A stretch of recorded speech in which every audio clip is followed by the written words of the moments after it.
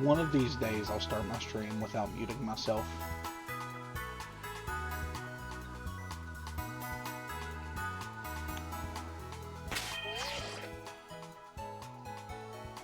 Okay. Everything's tested and set up. How's everyone doing tonight? As always, it's me, Rocky Road, coming in at you with our continued playthrough of Pokemon Scarlet. The Ghost Monotype run is going strong, and fun fact, y'all might be a little shocked by this one, somebody actually prepared tonight, and it was me. Because we have some stuff that's going to go on. First things first, we're going right here.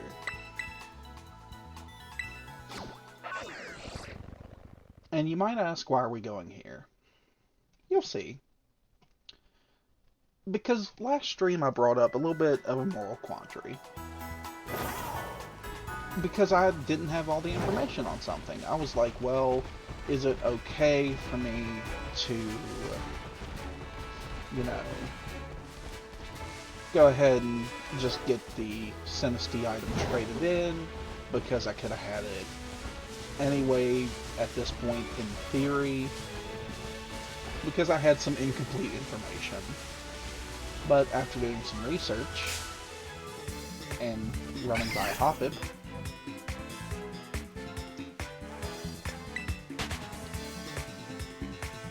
I learned something.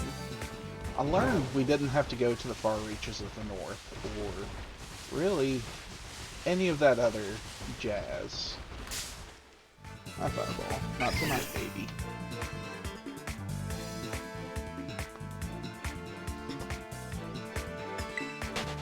Excuse me as I just put my cat in her bed. But no, anyway, we don't have to worry about any of that, and it doesn't have to be a moral issue, because what we are looking for is going to be right up here. I don't think it's this one. No.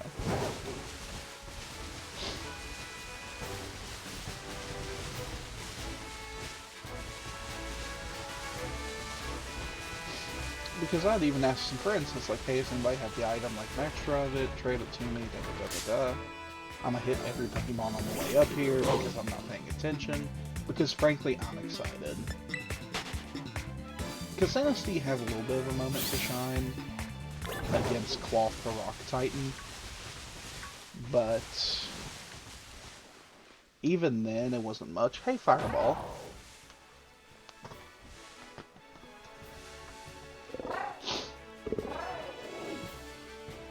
But what we have here is a cracked pot. And y'all know what's nice about the cracked pot?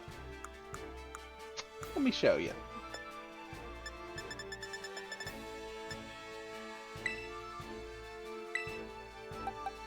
Now this means we could have technically gotten this after, I believe, the Flying Titan.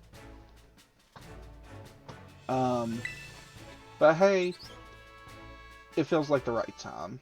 Chamomile's evolving.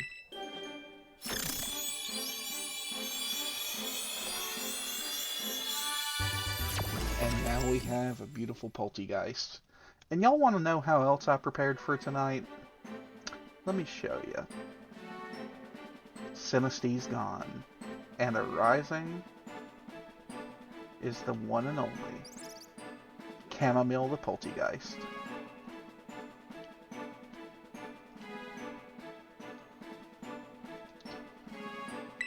So, hey, that's a great way to start an episode. Coming in fresh with an evolution. The Black Tea Pokemon. Now, we're going to have to look at some things with Poltegeist. And Tea Time is a move that I wish I could make work. Because I love Pokemon with special moves. And Tea Time's a kind of cool move. Where you just make everyone eat their berries. But nothing pops to mind as a berry that's good to have to just force yourself to eat. I could maybe try some swap shenanigans, but it's not like there's a berry I can put on a Pokemon to poison it or anything.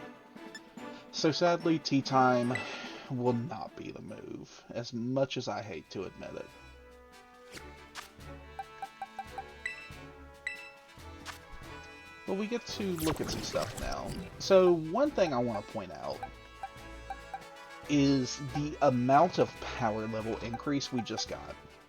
So Poltegeist, a level lower than Flowers, has higher special attack, and that's with Flowers having a boosted special attack nature, higher special defense, higher speed, lower defense and attack, but you can live with that, and it has more HP.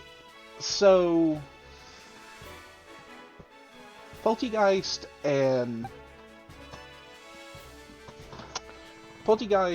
or Chamomile and Flowers are going to be my 1-2 punch on special attackers. As well as special defensive walls. Houndstone actually has really good defensive stats too. So now the team's really come together. Let's look at Remember Moves. Make sure there's nothing here we really want to bring.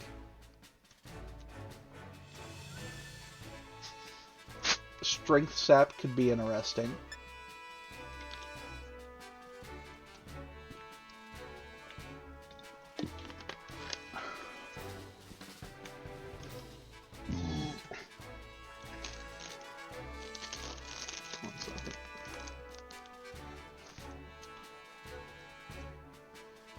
Sorry, a little like moth.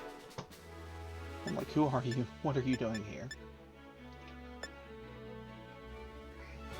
I wanna set this apart from Flowers. I think you put Hyper Beam on all the time. You replace that Sucker Punch with it. You keep Hex, and we're going to keep Psybeam because Psybeam is going to be very important in the next gym.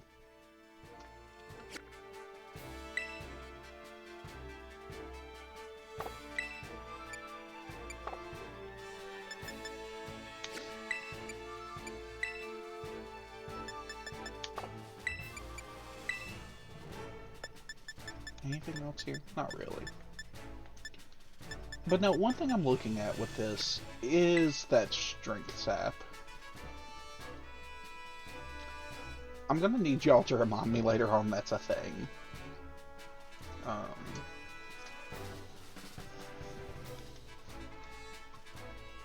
Sorry, my mind's racing. As you can see though, our next base tonight is going to be the Team Star Poison Crow. I'm gonna look at him real quick. And I'm not going to look at Pokemon, I'm just going to look at the total number. He has 4. And highest level is 33, which is right. So we actually have some options tonight, which is nice.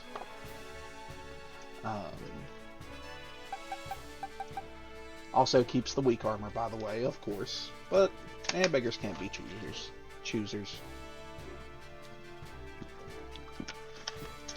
But yeah.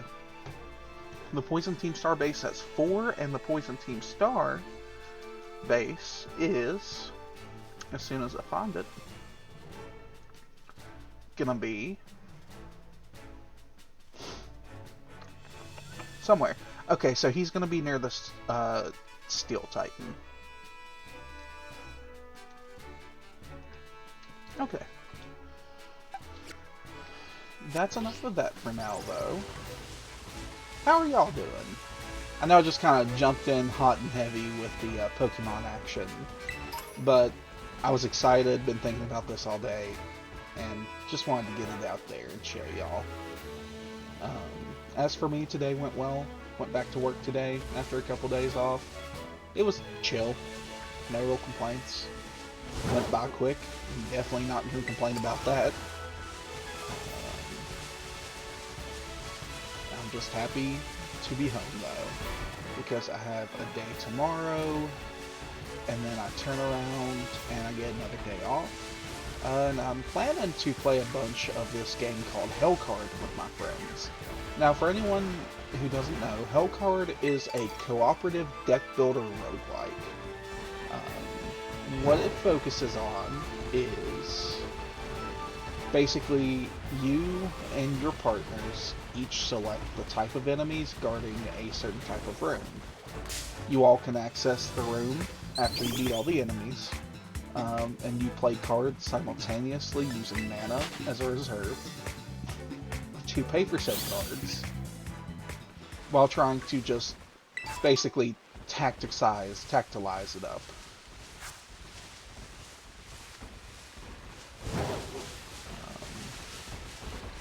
Hello, TM, I missed.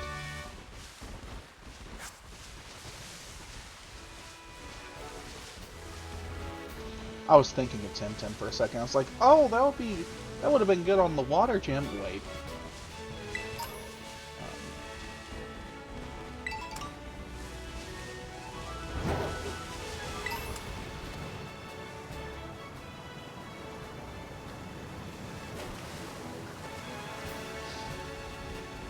But yeah, work again tomorrow.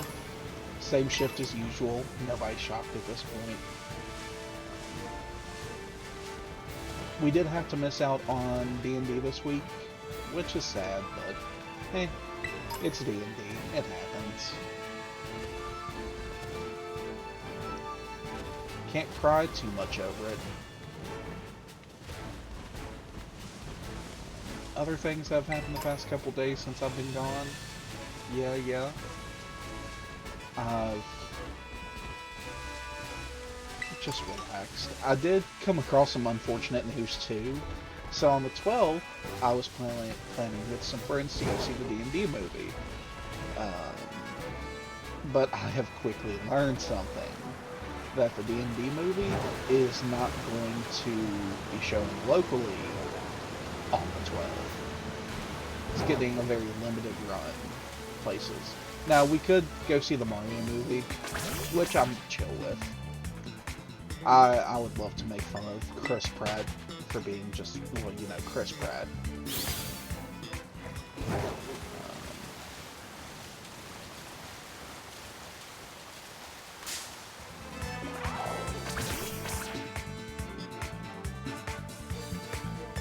Get out of here, Aracuda. I don't want none.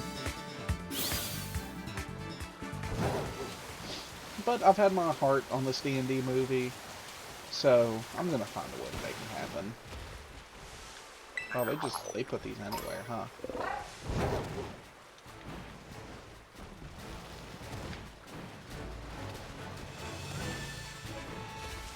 Hello, random TM.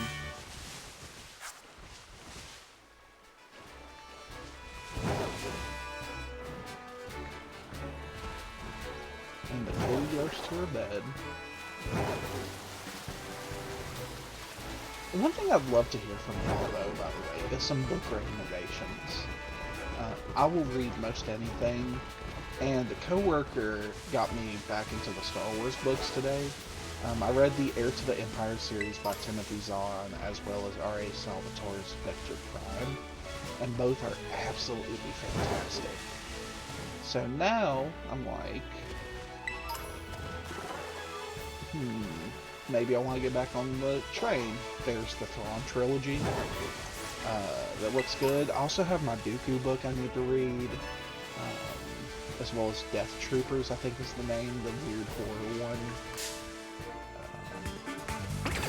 I still need to read the sequel to Ninth House Hellbent by Leigh Bardugo. Oh, and I still need to catch up on Reject Ranger. There's a lot I need to read. And of course now I'm sitting here like, hey y'all, tell me more to read. Because I am a glutton for punishment.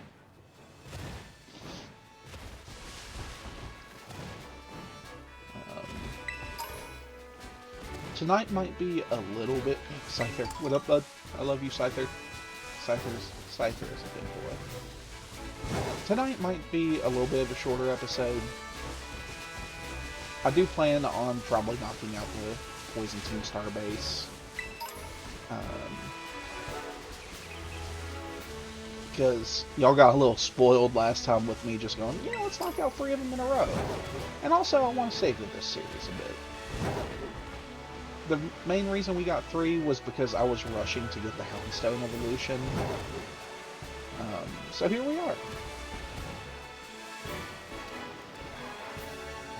Fine. I don't want to know what's up there. But now we've got Sinistee evolve. And really, this is your party until level 50. Because I think level 50 is when Druid evolves. Is that a Toxel? Lovely guy. I'm still forever saddened by the fact that they didn't keep like the Legends Arceus way of showing Hazel as a shiny fucker. Like, give me sound, give me a light display, give me something. Don't make me have to pay attention, because like this little thing here, I'm pretty sure it's shiny. The bottom of it is orange, and that is the only difference. Now, I don't know about y'all. I do not want to have to sit here and look at every one of these and be like, all right, now let me get that upskirt shot on you. No, let's not do that. Please and thank you.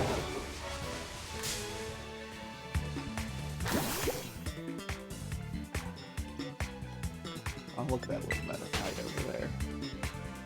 I also want to talk to y'all about something back Pokemon related. Is something I don't think I've asked once yet this series. And who's y'all's favorite Pokemon? As you can tell by the channel stuff, Sable's my favorite. Has been since Gen 3. I went over the reasoning for that too. So I'm not going to make y'all hear that story again. But me and my friend, they were talking, and we're like, just went gen by gen, our favorite Pokemon. And that was a lot of fun, because it's nice to sit there and look at all the Pokemon that have been made and go, you know what? Time to sort these out. Who's the best? For me, Gen 1, probably Arcanine or Scyther. It's close. I'll just pull up my list, because I'm sure the more I think on it, the more things are going to change.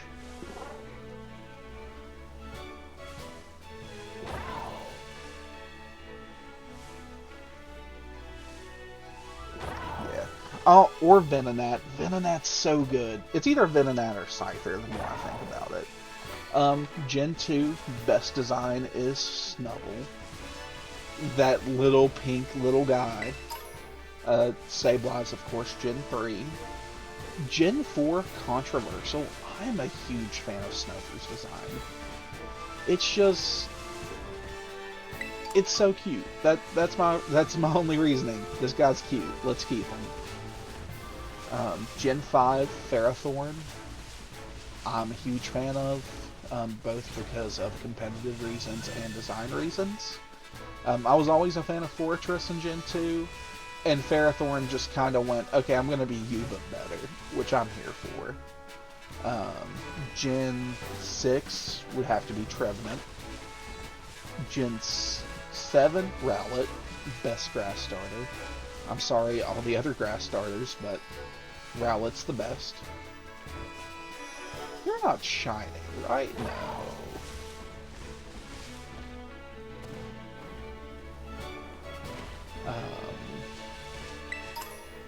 And then Gen 8 is Snom.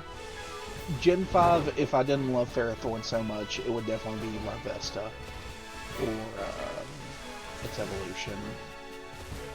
Which, the name's escaping me. Volcarona. Gen 5, Volcarona is the 1B to the 1A of Ferrothorn. But Snom just has my heart. Same with Frostmoth, but Snom's just better. And Gen 9, this generation, probably has to go to Tinkaton. I mean, how do you not like a little pink thing with a big ol' hammer that fights birds for fun?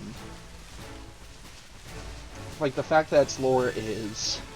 yeah, I hit stuff at birds and make them my bitch, and they can't even be used as a taxi here. That's hard to beat for me. Hey, Trick Room. No, don't fight me, little doggies. I just want to leave.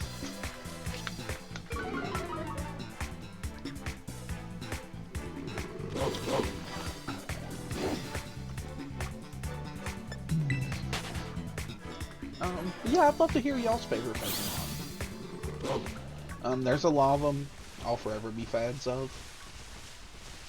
And as I've stated before, I think it's cool how it can change over time from just the most random things. Like Kangaskhan, I was always like, yeah, it's pretty cool, but then Mega Kangaskhan came on the scene, and Double Power Up Punch was a thing, and I loved it for competitive reasons. Was it broken? Yes. Did it deserve the nerf? Absolutely. Did I abuse it and use it and have fun with it? Yes, I did.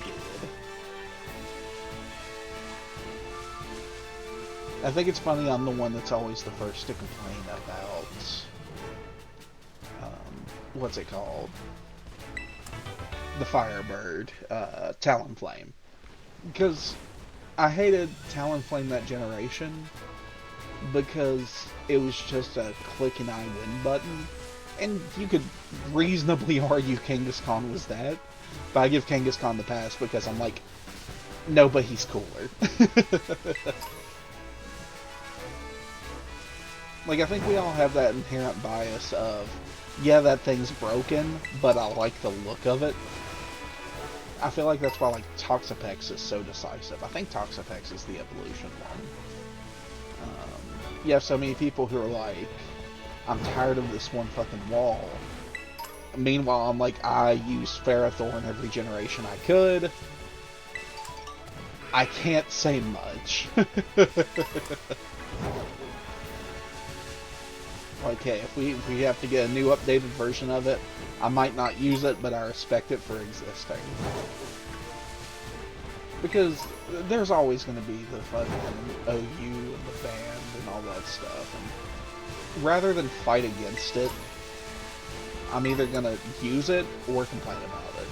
And there's some stuff that's in the middle for me. Half the megas I'm just meh on. I used to love to meme with them though. So one thing you can see is Lucario, its Mega, I'm pretty sure its special attack is as high as its attack. But everyone's used to Lucario being an attacker. And that generation, you actually had some stuff going on with Mega Lucario having Aura Sphere, having a few different good special moves, and I completely ruined people with it. But why are you up here? I just want the TM up here. Leave me alone. Also, if y'all are getting any background noise, sorry for that. Got the washer going.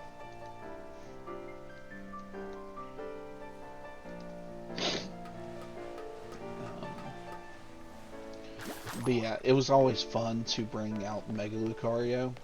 And people would just switch in their physical tanks who had bad special defenses. And you would just eliminate them and get like a free setup. And they're just sitting there like, I don't know what to do anymore.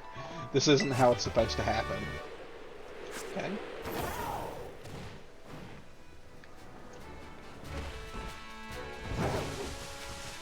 But anyway, I've kind of got sidetracked with talking and exploring a bit. But it's nice to sit here and just kind of go about my day, tell y'all how it's going, talk about whatever comes to mind.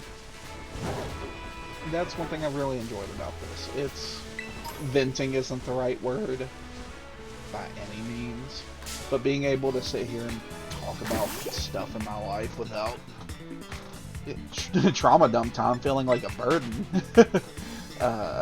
It's nice. And I'm glad to have y'all with me. But enough about that, let's get back to Pokemon. I have seen where I have some new classes available. I might take some time to do that tonight. And then get my team ready for Team Star. Because it should be about time for the midterms, and I think you get EXP and candy and stuff for the midterms.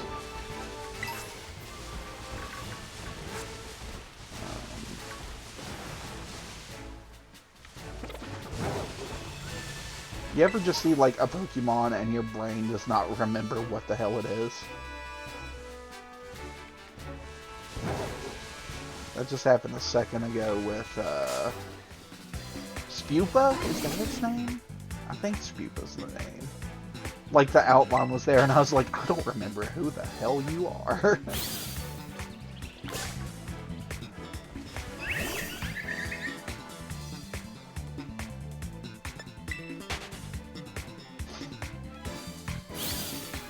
I've also been thinking towards the future a bit, and what I want to do moving forward with the channel. We're right at about halfway through the Pokemon content here. Oh, speaking of Vorosphere, so it's about time to turn around and kind of look at the future. I definitely want to keep up with Pokemon. I might do some Pokemon ROM hacks, because those are always fun, and a lot of them are based on Gen 3, which is my now second favorite generation, because Scarlet and Violet are the best. Sue me. Yes, they have frame rate issues and stuff, but the gameplay is just everything I have ever wanted from a Pokemon game.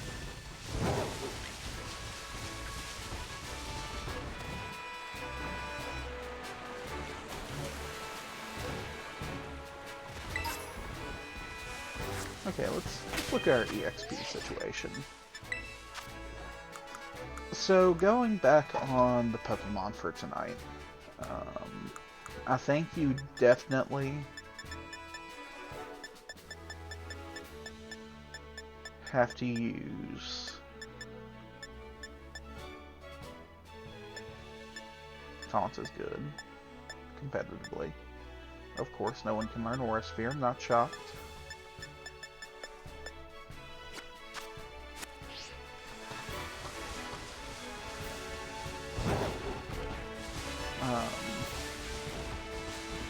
I think the team is pretty easy to suss out.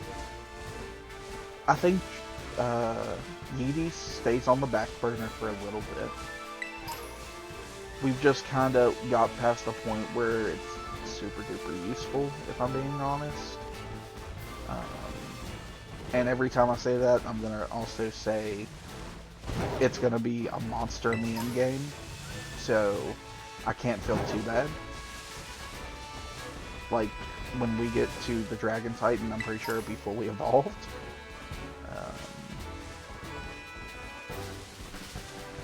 But I think Dreepy goes on the back burner, and I think we try it once giving Spiritomb a rest, and we run in with Houndstone, or we run in with Edward, Alonzapon, Chamomile, and Celexa. I think that's the play. Do I have any reasoning for that? Not really. The only one is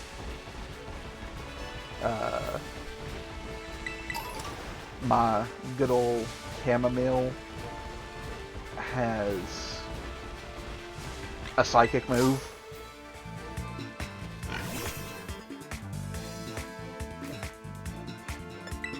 But outside of that, I want to show Houndstone off a bit. Last Rites is a great move, especially the more Pokemon you have in the party, so I think he's going to be the finisher. I believe that if you're bringing him, you should really bring Celexa to set up Sandstorm. Alonzapon is just good support. And then Chamomile has great special attack and the psychic move for the poison types. So I think we're gonna have a good time with it. It might take it 2 or 3 tries, but I don't think it's gonna be nearly as bad as like the fire one was.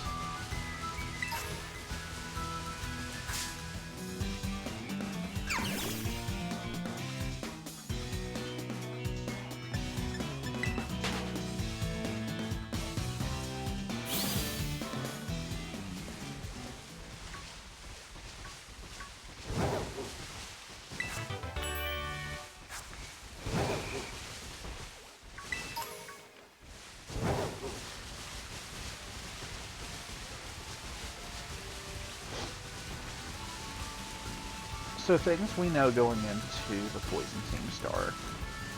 The Ace is the Poison Mobile, which should be pure poison. I think it also has a River Broom, because River Broom's Poison Steel, if I remember right. What else?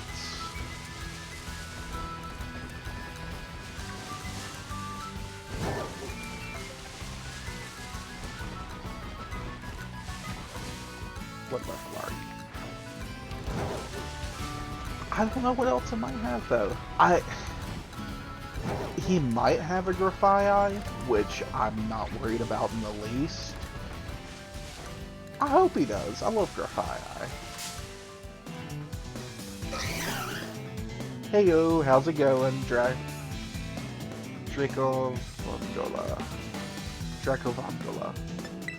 I feel it. And that activated my Google.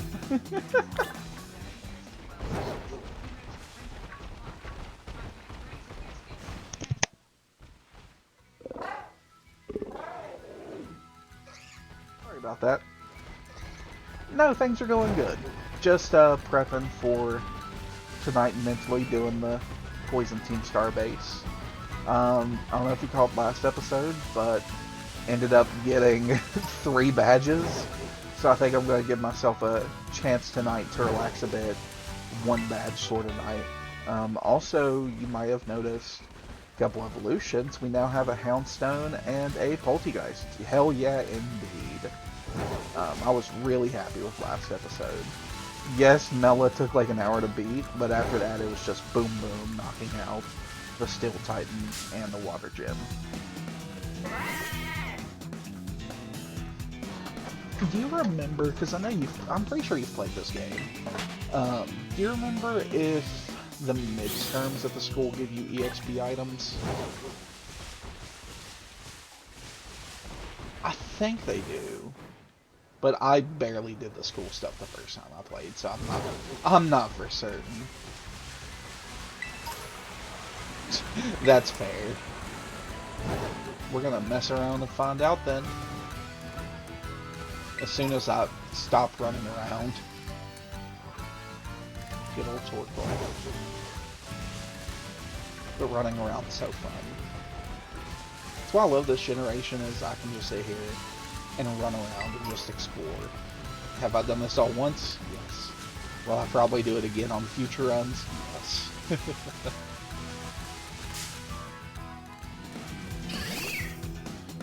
You been playing anything new?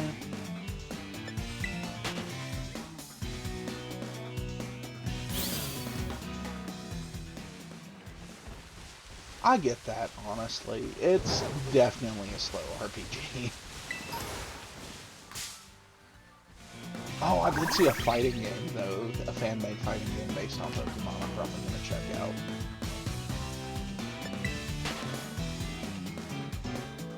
Ooh, very nice. Those old Dragon Ball games were so fun.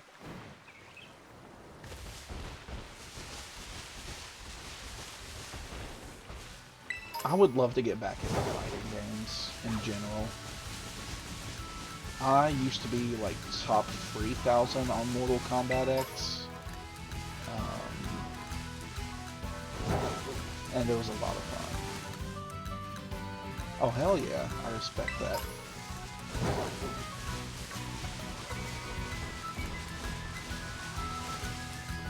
See, MKX, I was just... This was around the time we were in college, and I just got sucked into it. 11 was pretty good. Very microtransaction focused, though. I need to be on the lookout for upcoming fighting games, now I think about it.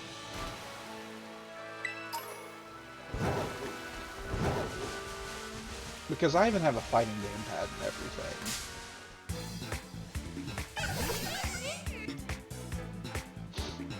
Yeah, give MK11 a shot sometime. God, Jason was so broken.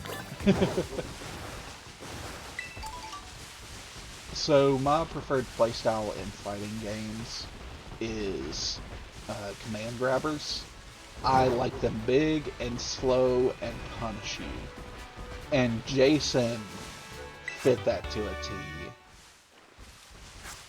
And not only did Jason fit it to a T, Jason ramped it up like 8 notches, and I think was the best character in MKX.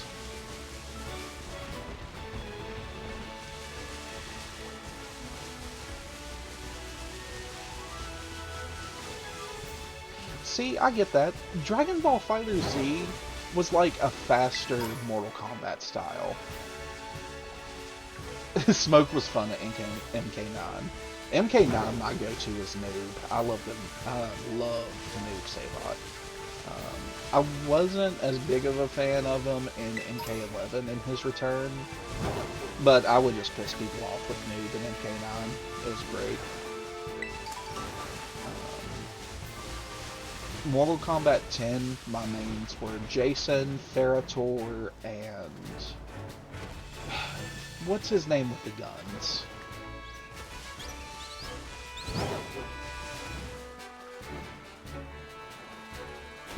Oh no. Or my brain's saying Cassidy, but I'm like, wait, no, that's Overwatch.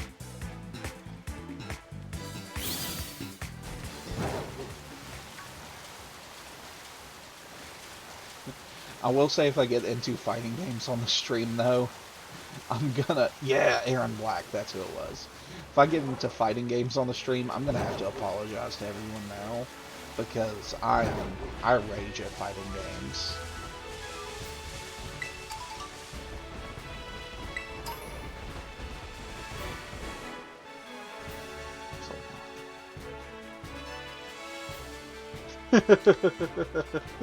I understand that. So, 3D fighting games have just never been my jazz. I respect them, and like if I'm at somebody's house and they're like, hey, you want to play some Soul Calibur or Dragon Ball or really any of the anime fighters, I'll play it. Even My Hero Academia was a pretty fun one, but they're just not my preferred.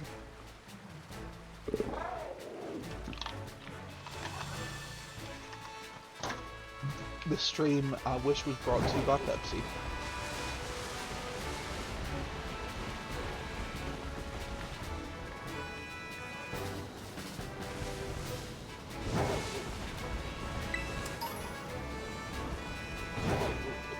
Also, one thing I'm getting with this streaming stuff is, if I ever start to make money for it, I'm like, is buying games going to be a tax write-off? Can this be my excuse to buy Guilty Gear Strive? Oh, the JoJo Bizarre's Adventure semi-3D, it was like a 2.5D fighter. That was a lot of fun.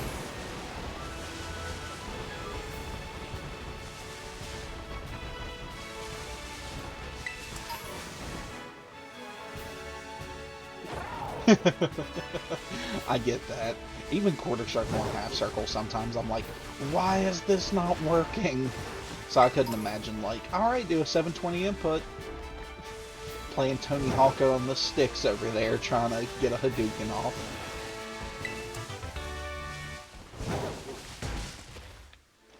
Sorry, Koraidon, didn't mean to bonk you. Z inputs are hell. And command grab fighters seem to love the Z inputs.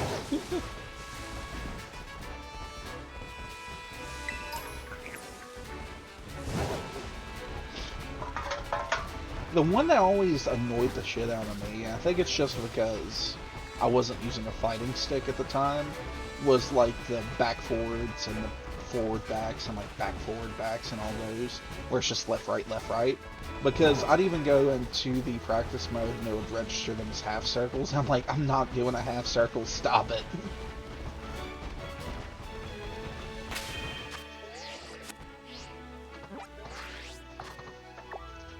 There is a fighting game, well, it's like a strategy fighting game. I think it's your only move is hustle. And if you enjoy fighting games, basically it's a fighting game played a few frames at a time, where each fighter has their own moves and such, and you're actually going through and reading your opponent, guessing what they're going to do, and it gets the more complicated mid-combo breakers and stuff to a more general audience. It's really cool. It's cool from both the perspective of somebody who's played a shit ton of 2D fighters, and I'm sure it'd also be a great teaching tool for people getting into it. It's very cool. I'm pretty sure it's your only move is hustle, and it's like $5 or something like that. I'm gonna check something real quick.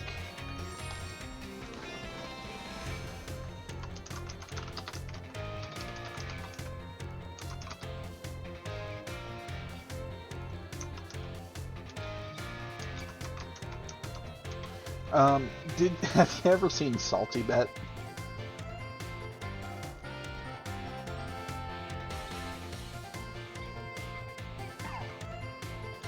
Salty Bet was so funny. Oh god, Smash is insane.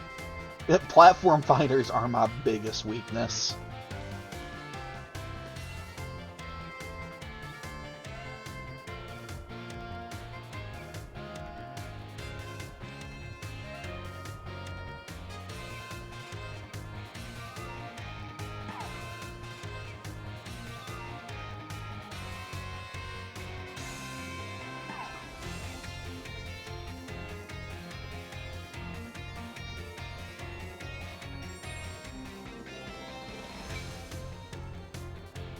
Smash is so crazy.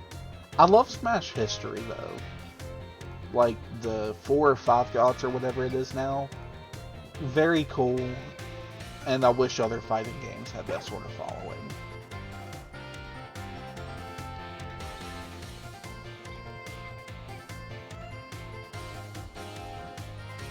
Okay, so it looks like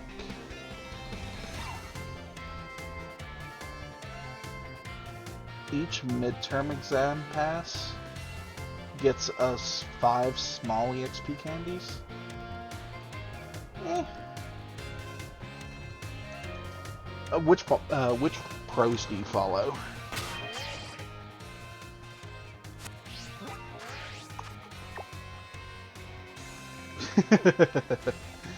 I'm back in college all over again. Yeah, I think I might skip the midterms for now.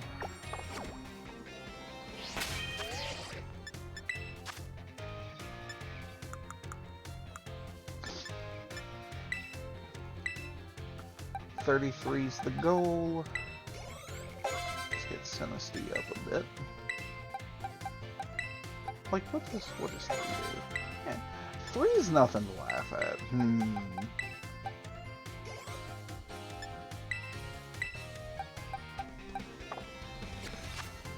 Fine. We'll do the midterms. H-Box is a mood of, I'm gonna pick the one y'all hate because it's funny that I beat you with it. I respect that level of petty.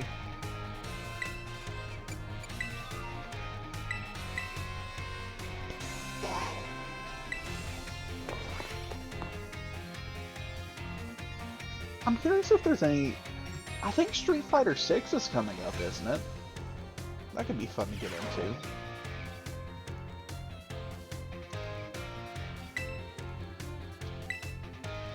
Hi, Fireball. Kitty says hello to stream.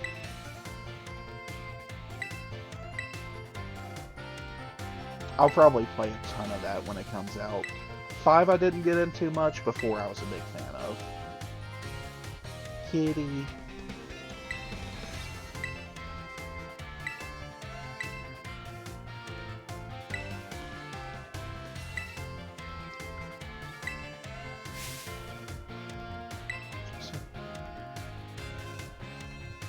So, about 2 months, yeah.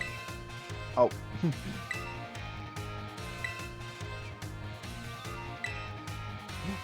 Not me smashing A to get through all this.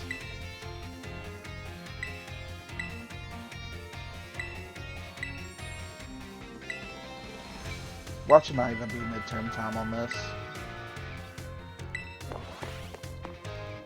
If it's not midterm time, I'm not doing these.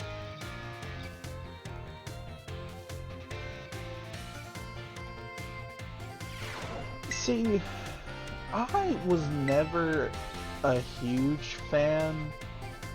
Oh, hey, look, it's midterm time.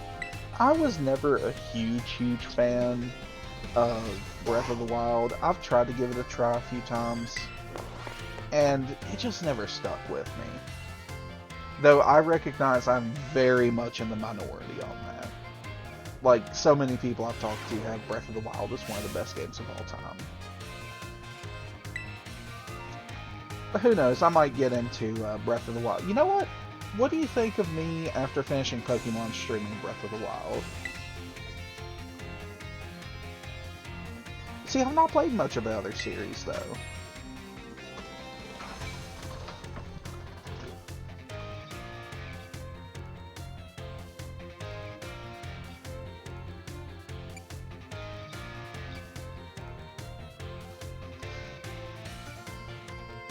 No, I get that. I recognize I have poor streaming time, to say the least.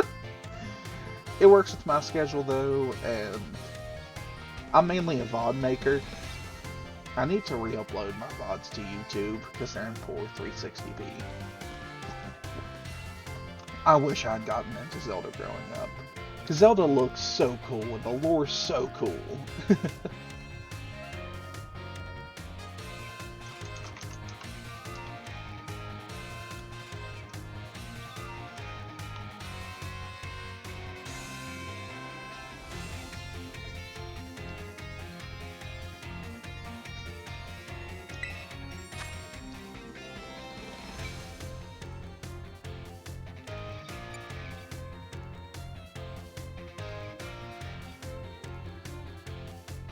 During picnics and in your basket. Walking around. Giving them a berry. Gym badges.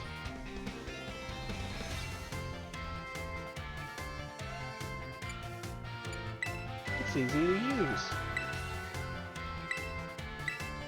Don't tell the doctor about my question. Did they? Yeah, like everything I've ever seen, and I low-key wish they had done a remaster, or not even a remaster, just a re-release like they did of...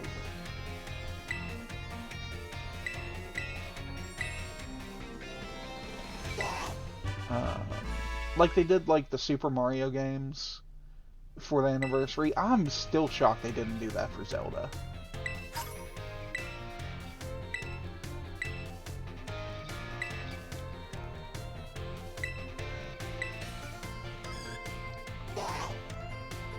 Yeah. I own all the Resident Evils. I need to buy 4, but it's another series I've never played. Despite being such a big gamer and working for GameStop, GameStore,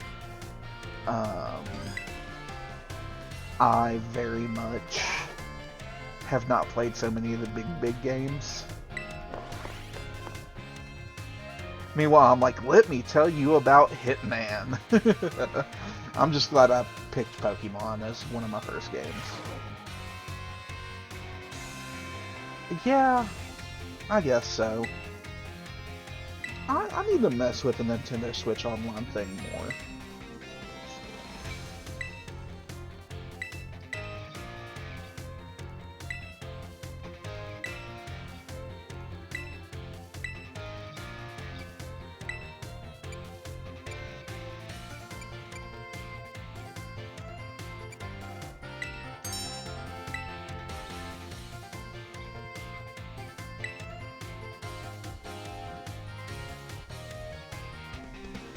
I was gonna ask if you've been enjoying the remake.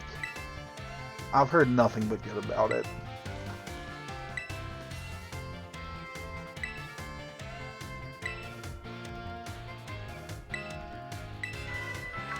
Oh yeah. Now, do you think they're gonna do the same treatment for 5, 6? I wouldn't imagine they would do 7. But oh yeah. I feel like for me the biggest addition is not the old control style. Like, I'm sorry to old games. I hate, like, the original RE2, 3, 4 control styles and stuff. They just were not for me.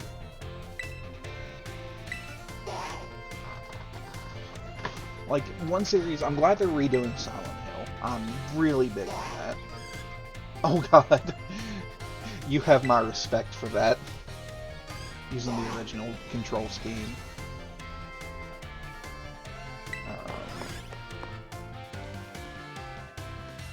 But I would love for them to redo the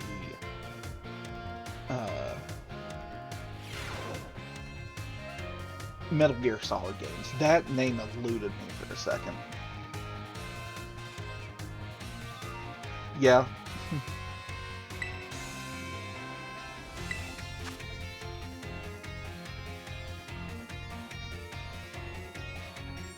It does double damage. It does half damage. 11.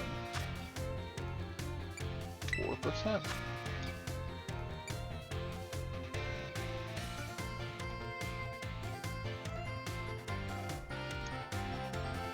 No, it's 1.5. I know.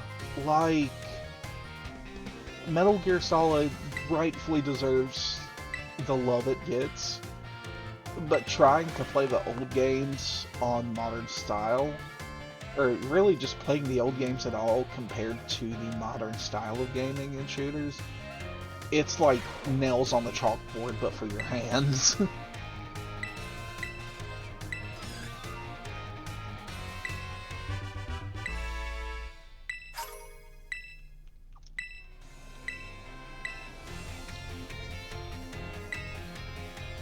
History. That sucks. And it's crazy too, because MGS5 did huge. At least in my spheres, I understood it did huge.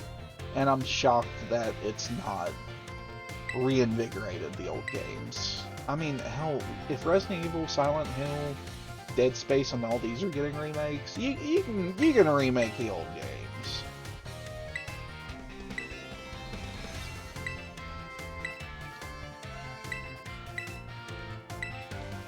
Oh, yeah. PS Plus streaming sucks. Like, Sony is so just absolutely handcuffing themselves to the streaming thing, and they really, really need to stop. I mean, just do it in Nintendo Switch Online does, and let you emulate the game and just have to be connected to the internet.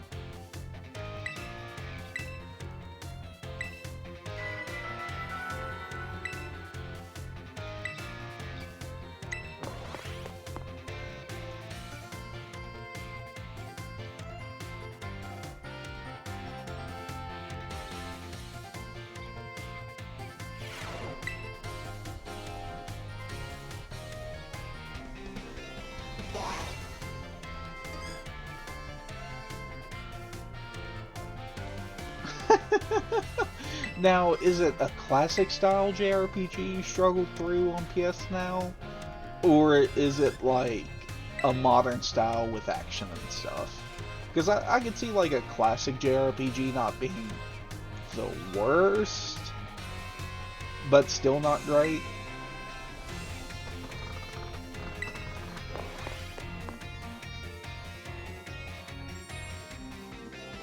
But if it was like your modern day Xenoblade and stuff, okay, turn-based is good.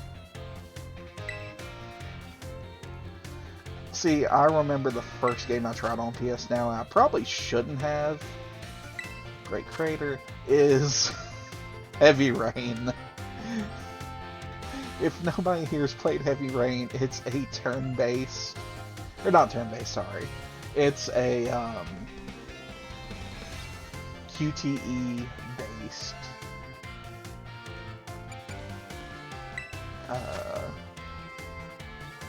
story driven game, but QTEs are a big part of it in Heavy Rain. And imagine trying to play it with lag. Oh, Trails of Cold Steel. The Trails games are a lot of fun. I think 2000. Oh, it was abysmal. 805, I guess. Knowledge.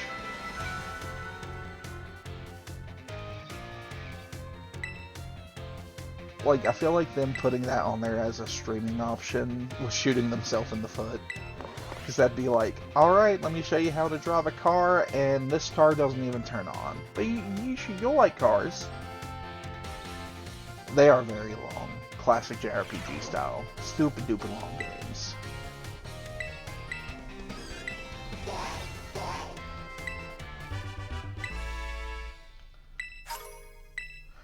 Five more EXP candies. Small. It was abysmal. I would never want to do that again. Like, I think I just got to the meme part of Jason, and just did that for 30 minutes laughing my ass off, and I was like, okay, I'm done with this. Like, when it came in the Quantic Dream collection, oh, I replayed the shit out of it. But on PS Now, fuck no, it was bad. Oh god.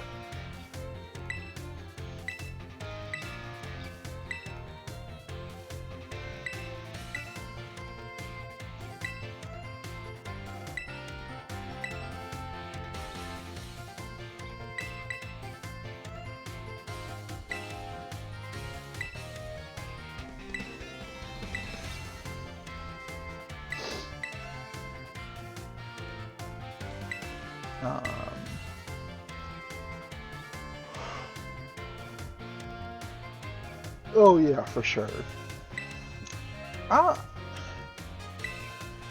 Quantic Dream has me so split. The games are a lot of fun. David Cage is a grade A piece of shit, though. Especially with the Elliot Page stuff.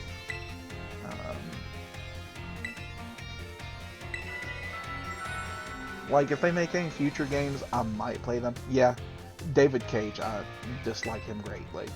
I own the games, so I feel less bad about playing them, but I still feel bad because I'm like, I'm still playing the game of a fucking dick piece of shit. But I make myself feel better by never playing Beyond Two Souls, because I just didn't like Beyond Two Souls. Detroit Become Human, Heavy Rain, fantastic games. I put them both 8, 9 out of 10. Beyond Two Souls was like a 6 or a 7.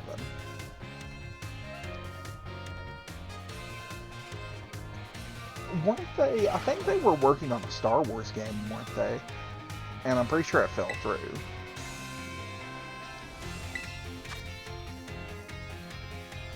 That's thank you, Felicio.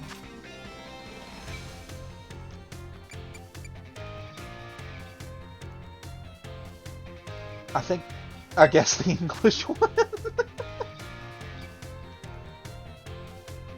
Oh yeah, you just get mad at them. Salvatore. Okay, cool.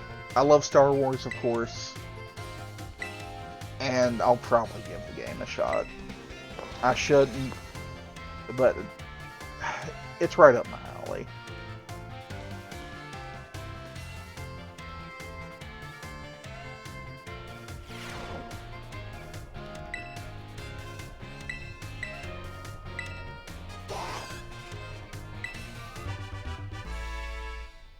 Yeah, I feel ya.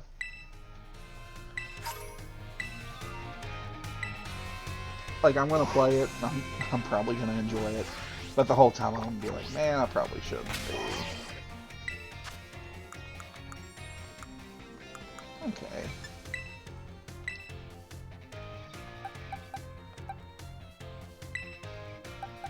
Let's use 4 on you.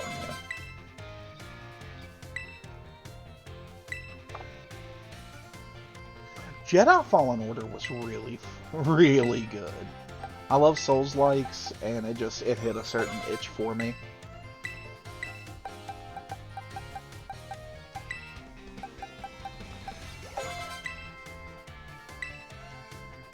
What the fuck, Squash?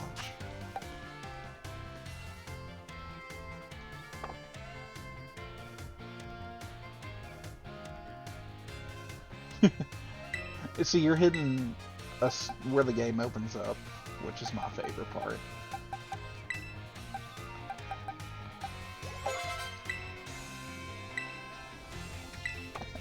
Maybe for Roost.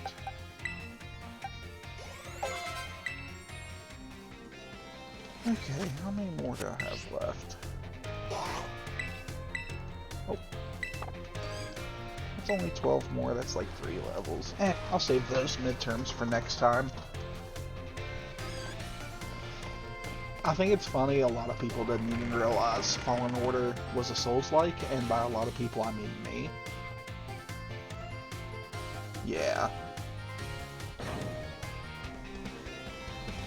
It's open world-ish. I get the open world fatigue, but it's definitely, for the most part, it'll keep you going in one direction. But there are definitely a couple of those worlds where I was sitting there stuck. I was like, how the hell do I get around this? What am I supposed to do?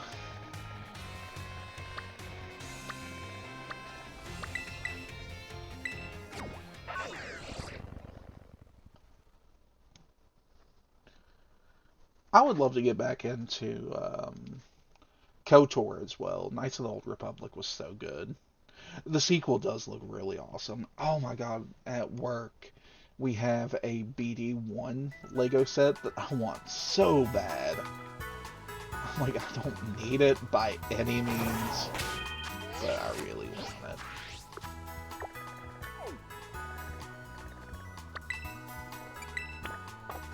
Okay. Let's head this direction.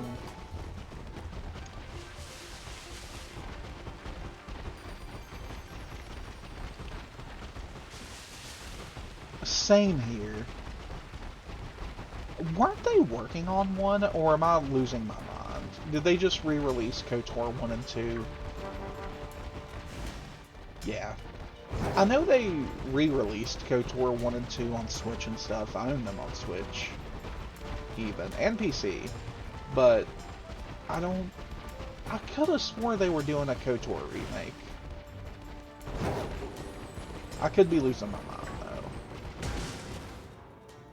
though. Ooh. That's disappointing. Just do what Bethesda does. Say, let the fans do it. Put it out there. Fans will make a patch for you.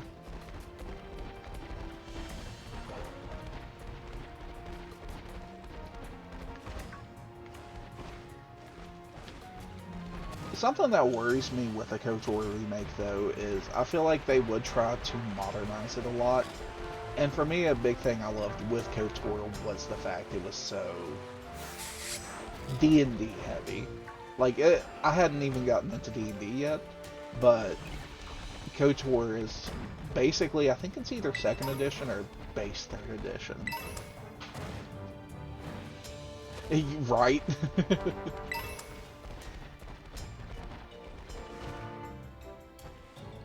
Yeah. Normalize games releasing with systems based on 2E.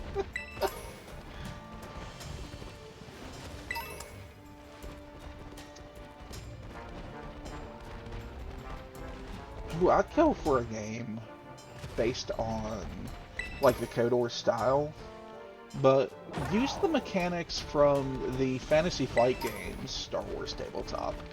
I'm a big fan of that system, even like Genesis, which is the generified version of that Fantasy Flight system. I think that would translate well to a video game.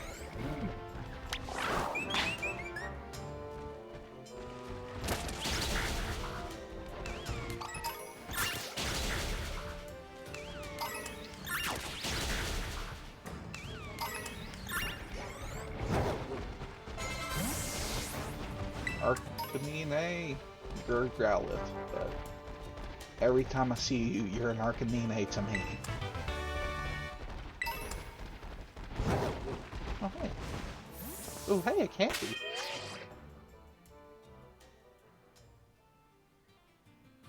That's super fair. Like, it's hard. But yeah, I stand by the statement that the Fantasy Flight game system in general is just bonkers good.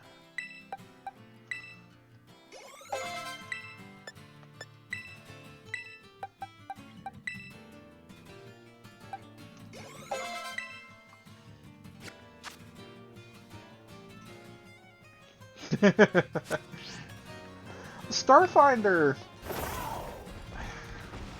I want to like Starfinder. Yeah, as GM, if I ever fudge rolls, it's in player advantage.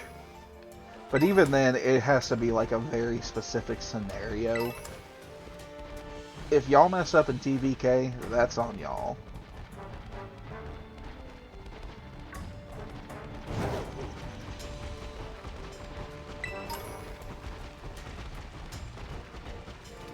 I think I've already been up this one.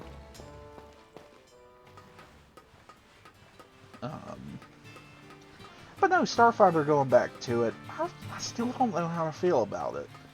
I recognize it for what it is, and it was Paizo's way of testing out some ideas they had for Pathfinder 2nd Edition, while also calling back to Starjammer from D&D. But it's very much the awkward middle evolution of Pathfinder 1 to Pathfinder 2. Pathfinder 1, you have all the options available, and it's very numbers crunchy. Pathfinder 2 is very much more streamlined, with a big focus on just uniqueness and the 3-action action economy. And then you have Starfinder, which is like, I want to be both of you, but at the end I'm neither, and I'm even bad at being that.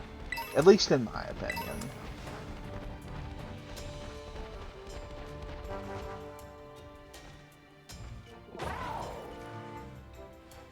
Yeah, that's exactly how I feel. Like, if you are 1 point off, I'll probably give it to you. But yeah.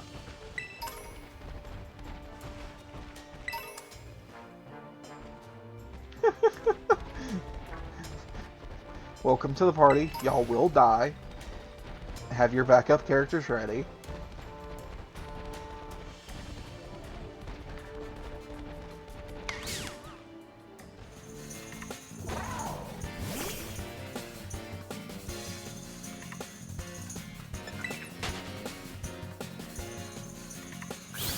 Didn't I see also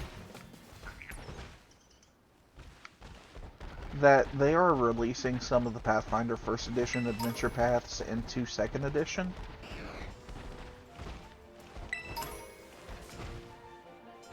Yeah, the setting is not great. The fact that Starfinder came out with rules for converting its stuff to Pathfinder 1st Edition, I felt like was Paizo's way of saying, hey, we're doing cool stuff, we're not doing it great, please use it. But use it in the way that we can try to get some data from.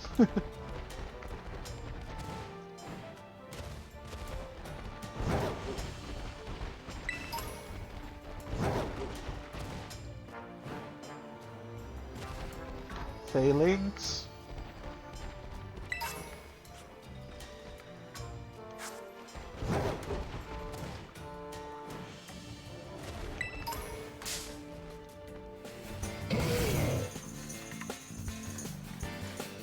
I love that. Reincarnation is so fun. And I've definitely been one to use player deaths as story points, though. Looking back, I could have did things different, but you live and learn. Oh, they did convert Kingmaker. Did they even convert all of the, like, back-end rules for, like, kingdom management and stuff? I am shocked. I'm not too shocked because Kingmaker is one of Paizo's flagships, but I'm shocked they took the time to go back and go, okay, let's redo the entire kingdom system, which I've used in several games. It's a lot of fun. On my YouTube channel, there is some older videos I posted of one of our D&D games that I ran called New Dredgemire, and that game used the Kingmaker rules. Dragon tail, that should go on Dreepy, I think.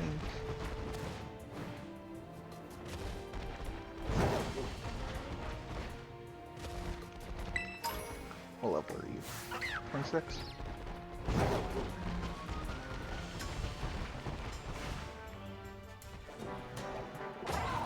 Definitely run it. Now, I will warn you, it is a lot to get into. Like, it's basically like learning an entire other system on top of your normal system, but the sheer amount of options and variety it has make it so fun. Like, if you want your kingdom to go to war with a neighboring kingdom who's twice your size but has a local rebellious population causing an uprising, you can roleplay the hell out of that, and there's roles for it.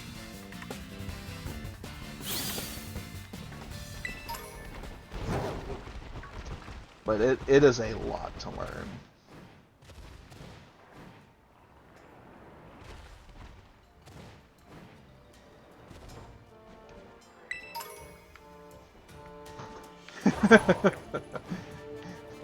How many times do we have to teach you this lesson, old man? Stop killing us. Stop doing bad things. See, I've had a D&D campaign kind of on the back burner brewing in my mind. And once I get to a more stable place,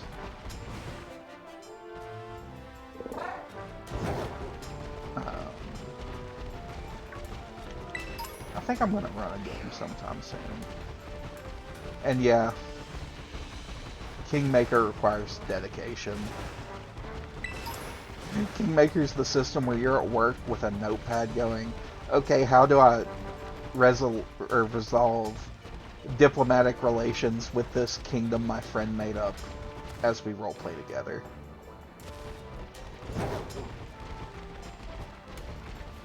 How can I, the bard, better influence economic policies?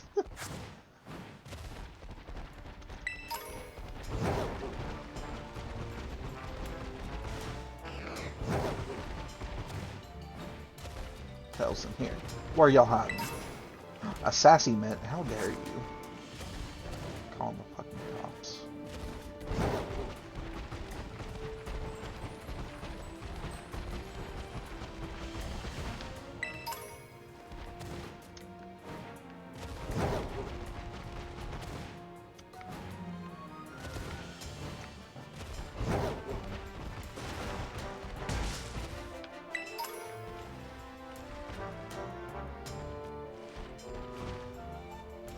Ooh, I respect it.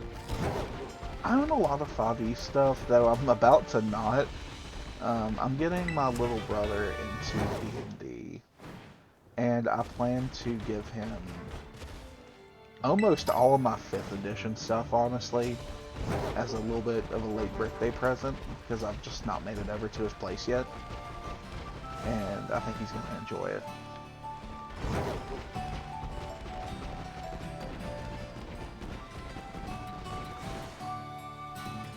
Oh yeah, I actually have like 5 or 6 siblings now, I've lost count.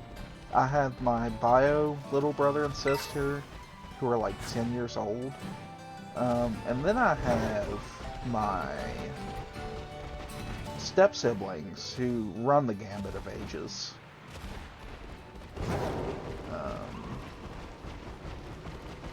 Hey, the Beast, how's it going?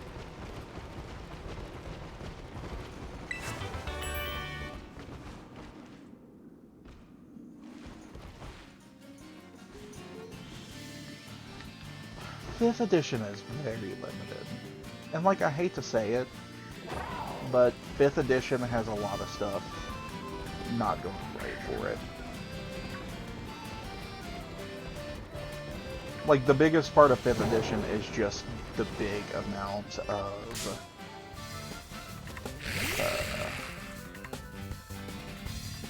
other things Wizards has got with it. And nice the beast. Oh, we're talking tabletop RPGs.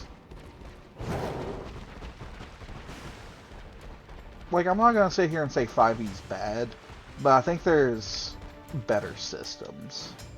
And I hope he had a good time in Rhode Island, by the way.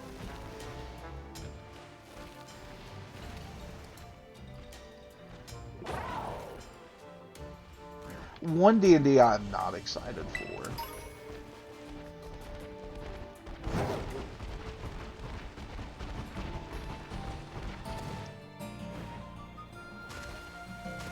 Yeah.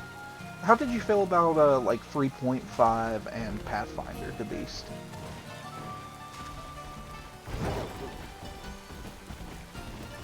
Yeah. Really? I feel like that's definitely a bit of an unpopular opinion. I never messed with 3rd edition much. I only really know Pathfinder off of 3.5. I'm not even gonna deny. Yeah, turns can take a while. My group, we've started a thing in Pathfinder games where you get a timer. You're gonna figure out what you're gonna do beforehand, or yeah. Pathfinder 1st edition, and it's weird to call this a negative of it. Pathfinder 1st edition almost has too many options at this point.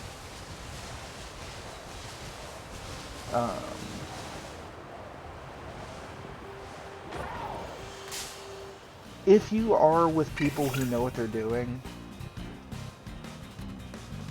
Pathfinder 1st edition is a lot of fun.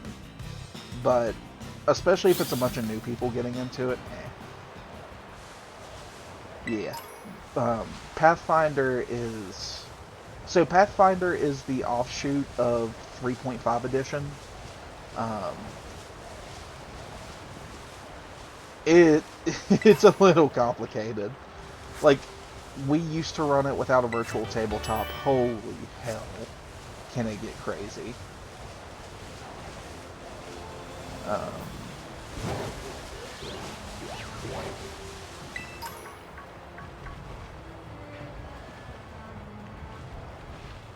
I get that. And yeah.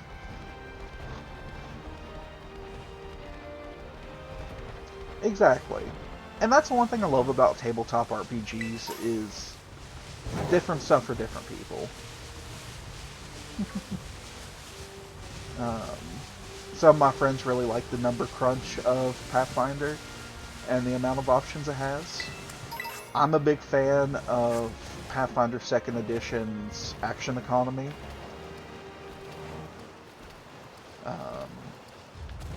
Like I mentioned earlier, the Fantasy Flight games and the Star Wars system.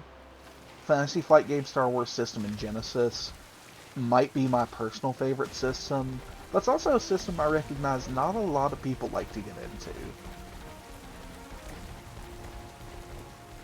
into. I get that completely. What, you mean you don't want to come home and program some more just to figure out your damage calculations on a power attack at 5th level with cleave going on top of it?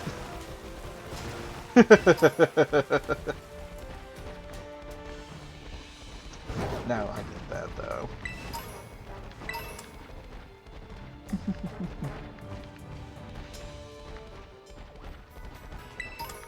My main D&D group were just a bunch of math nerds for the most part.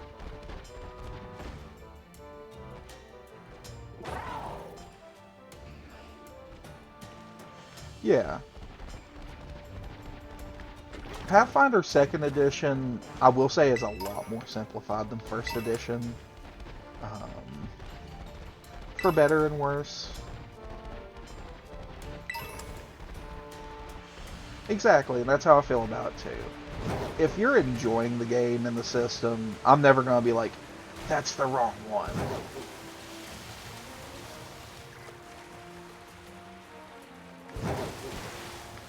I get that.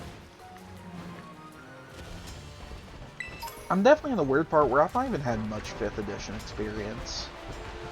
I've read the rules, I've listened to a bunch of podcasts and stuff, and that's where a lot of my opinion of it comes from. Yeah. I bet they're like, what the hell's going on here?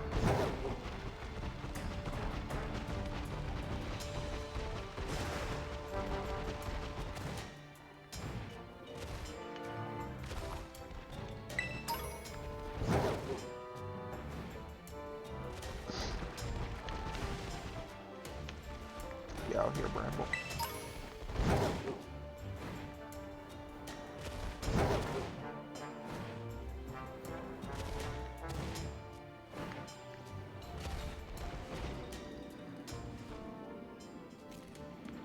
Yeah. I think part of that definitely too comes on different group styles. For me, one thing I like to do is tell me what you want to do and then roll, and then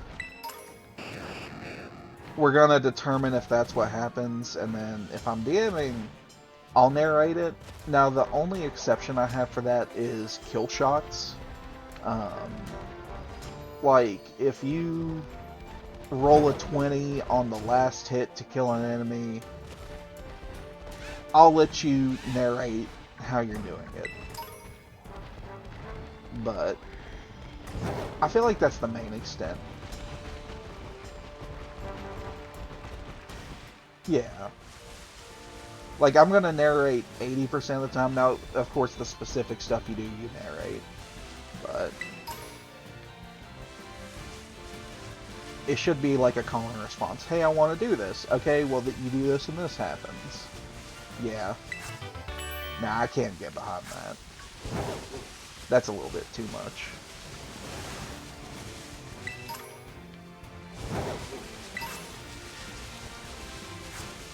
I think I've definitely entered a weird part where I've just played a ton of systems.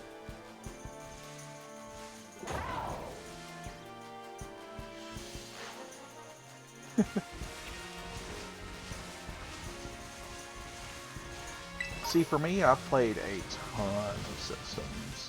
Ran a lot of systems, learned a lot of systems. Just off the top of my head, I've ran Fate, I've ran Open Legend, I've ran Fantasy Flight Star Wars, I've ran Genesis, I've ran Pathfinder 1st Edition, Pathfinder 2nd Edition, tried a 5th Edition game that never really started.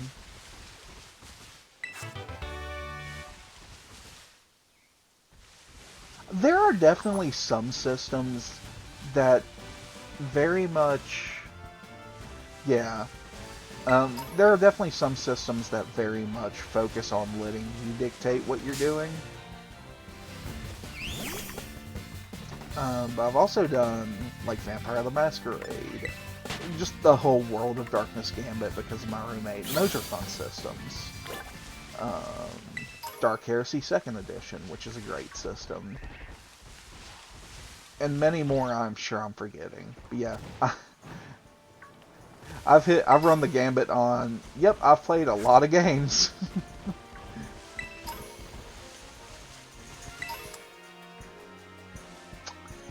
World of Darkness requires a very specific type of group. And another thing with it too is the lack of access to it. Yeah. Like third-party publisher books and stuff.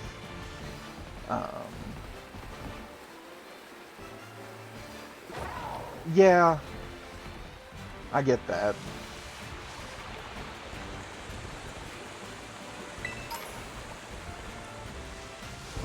Like, for me, rules should be up to the DM. If your DM is very much rules lawyery, Makes sense. They're running the game. But, like, I would never want one of my players to be like, well, actually, the rule system says this, so they can't do that. Yeah, that's ridiculous.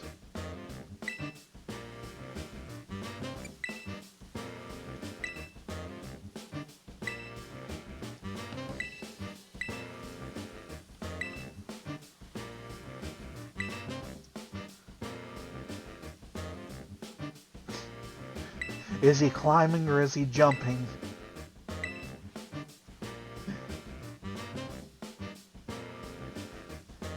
There have definitely been a couple times in games where we sit there for a second and go, should be in athletics or in acrobatics, and we're like, you sit there and think about it for 10 seconds, and it's like, it doesn't matter. Do what you want. For my groups, I kind of go with the idea of the best way to describe it is I want you to reason with me on stuff.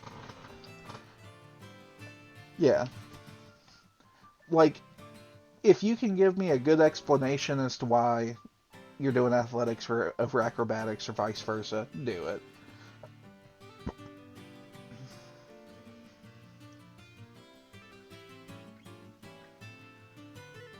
Yeah, exactly. I'm with you, Draco. That's how I feel.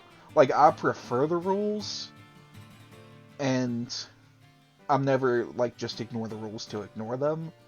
And we've had times where we'll stop a session for, like, 5 minutes or so, because we're like, oh, there should be a rule that exists for this, and we'll look at another rule and be like, well, based on how this rule works, we're probably going to do this, that sort of stuff.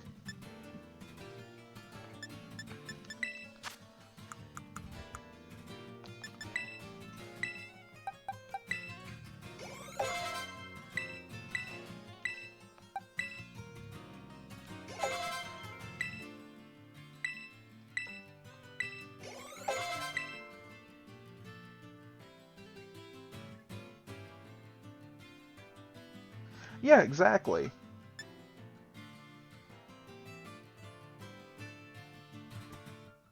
Yeah. I feel like the internet as a whole has just really opened up how these games play.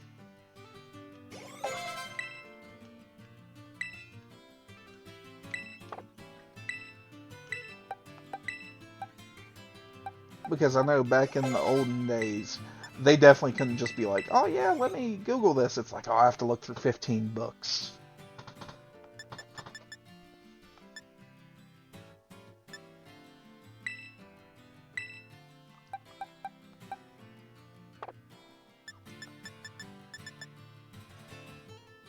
Yeah.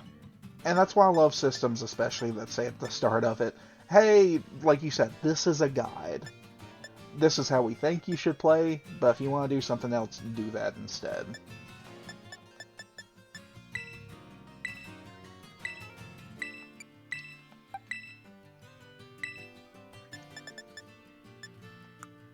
Okay. So let's go ahead and put some guys in boxes. Yeah, no. At the end of the day, it's a DM thing to me.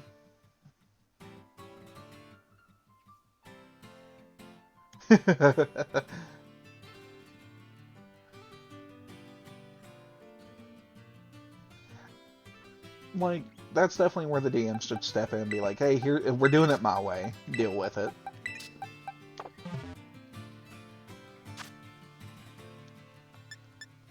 Like, I respect why you feel that way, but I don't, and I'm the run in the game, so... Oh, that sucks. Jesus, Draco. Yep, it's like, well, you're dead. Sorry. I'd do something if I could, but I can't, so we won't.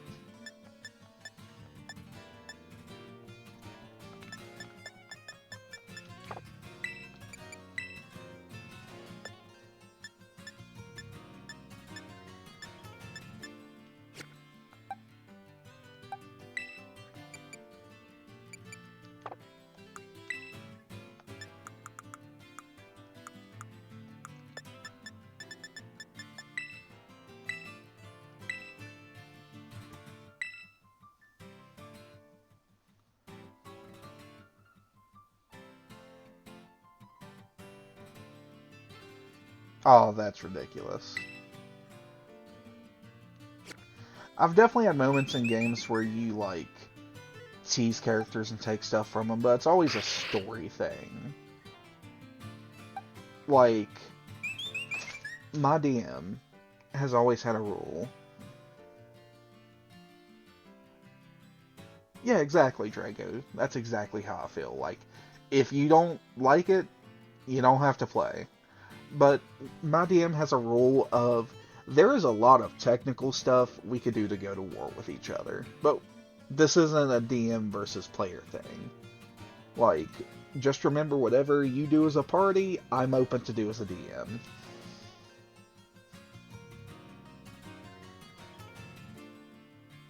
Jesus. And did the katana just disappear afterwards?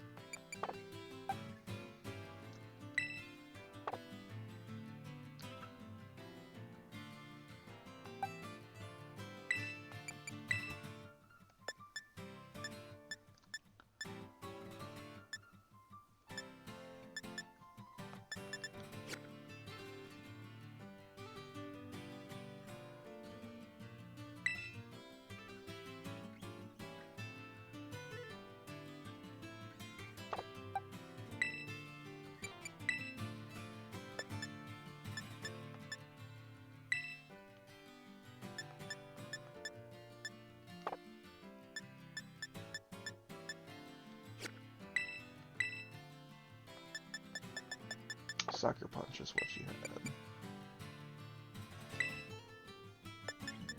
Yeah. Let's put Dark Pulse on you. Yeah, exactly.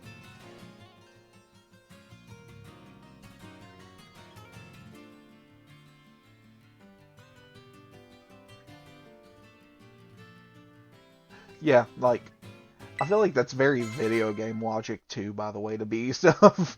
Here's this cool item, and it's worthless now. Deal with it. And yeah,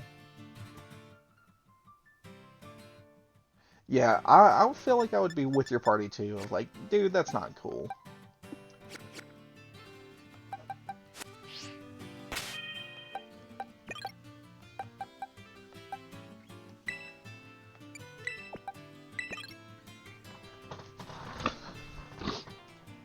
Also, back to Pokemon, as I've been looking through the party.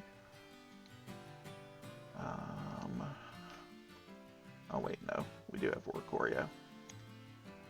We don't have Dreepy.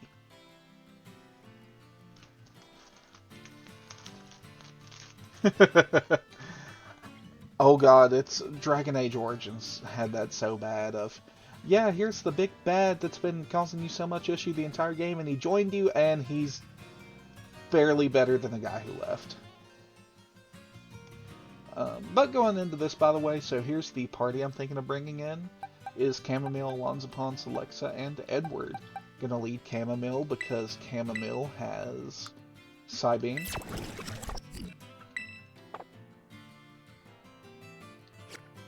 To take care of the poison types, Will-O-Wisp on Alonzapon, and then Sandstorm into... You know what? I could probably swap out Sunny Day now. Thank you. I think this party should do good. You're immune to ice. Like, my man, I could have got 5 resistance and ice and had the same thing. Yeah, no, I don't blame you on that, honestly.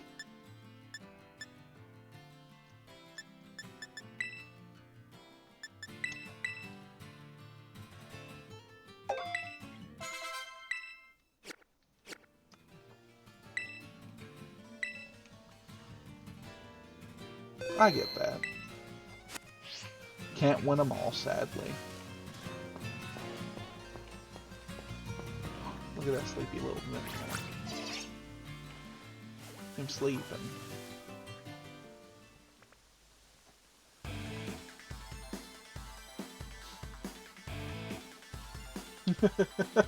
Right? One of my favorite things to do in Pathfinder is if you have like Cold Resist or Fire Resist 5, Fire Resist 5 is the big one. You can just walk through flames because flames on average do 1d4 damage. And I had a character who was very boisterous and big about his stories. And he ended up walking through fire for a story for these people. And then all the kids started doing it too because they also had fire immunity. And he was like, oh, damn. Exactly. Style mismatches happen.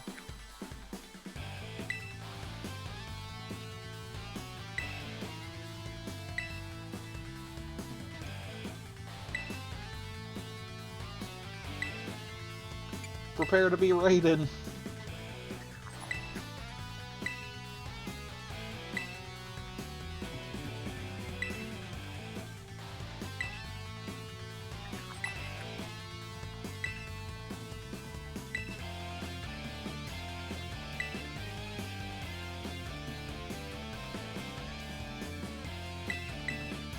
Bring it on, child. I'm dumb. I did run a 5e game that did decent. We ran the Pokemon version of 5e, which was a lot of fun. 5e very much lended itself to the Pokemon styling.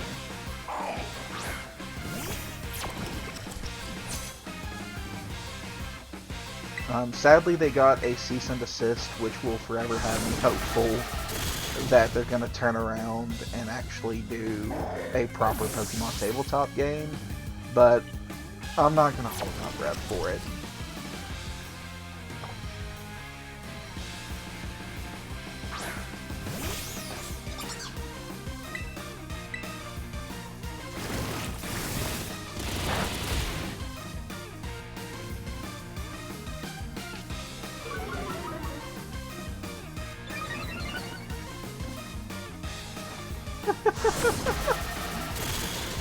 A crit is a crit. I lean more towards y'all are the main characters for a reason.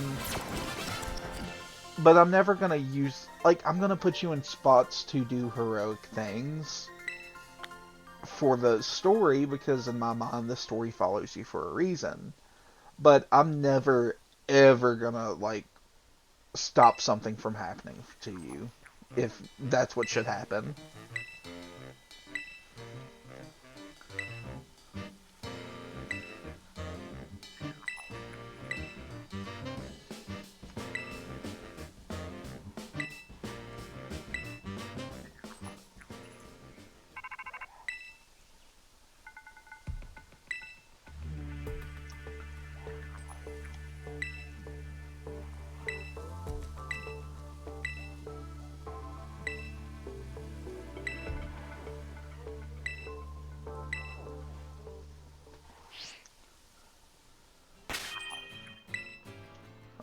I should probably heal Chamomile up.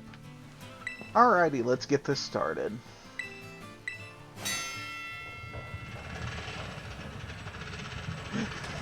Yeah, I feel like Hero is always questionable in D&D games.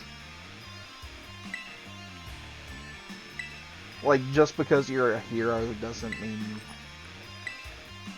you're not gonna face consequences. Have y'all ever done an evil campaign, either of y'all, to Beast or Draco?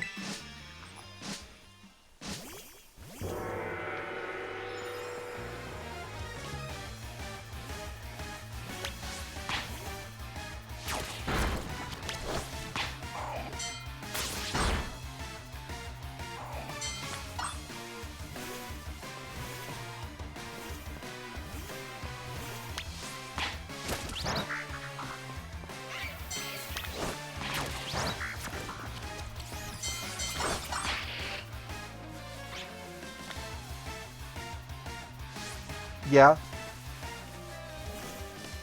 See, I can also see merits for that style, too. And I guess it all does boil down at the end of the day to, like, what y'all prefer as a party and as a group.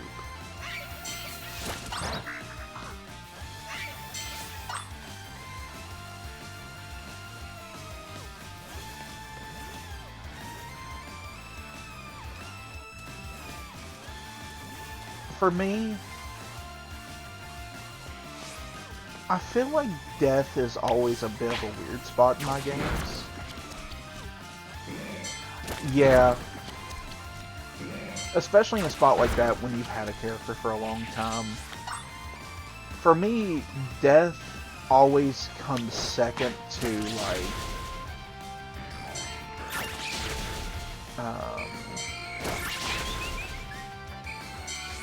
like being captured and stuff. Like, to me, let's say you're fighting a lich, and a lich beats one of your party members, and they fall unconscious and get taken. Well, that opens you up to a full new story thing. Rather than just going, yeah, the lich killed your character. Oh, well, the lich is holding you prisoner and making these demands from your party since you're so powerful.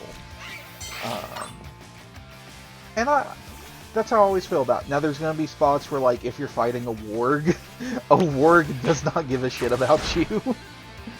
I feel like that's when a crit would pop up most often to me.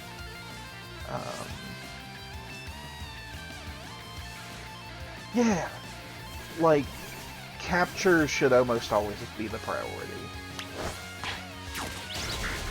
Like, to me, death is not a thing if there's something else that can supersede it that just adds more story.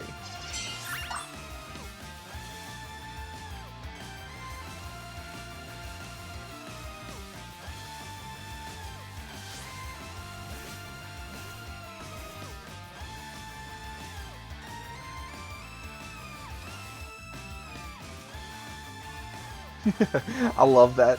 Alright, I'm gonna save this Aboleth. Oh no, I messed up, it got me.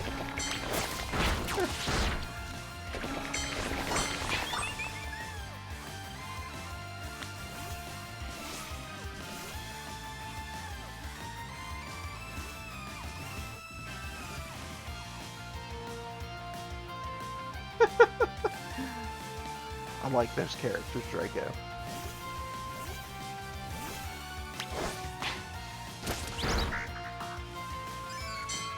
Yeah, exactly. Because, like, could the Aboleth kill him?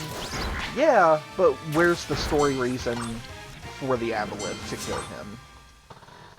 Like, even if it's a spot where the Aboleth might have a reason that makes it better to kill him, you as the DM should give it some other reason not to. Like, how... Yeah, exactly. Like, if I was in a spot like that of, say, the Lich would want to kill the character, well, hey, maybe the characters have access to something that the Lich needed. Did the Lich need it when I first made him? No. But it gives a reason for the story to continue.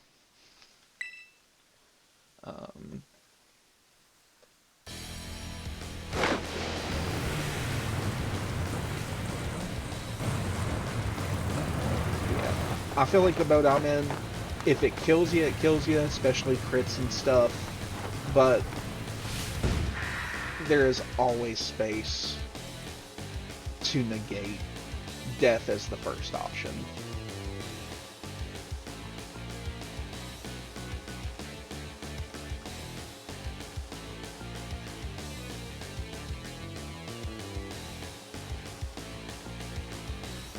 Yeah.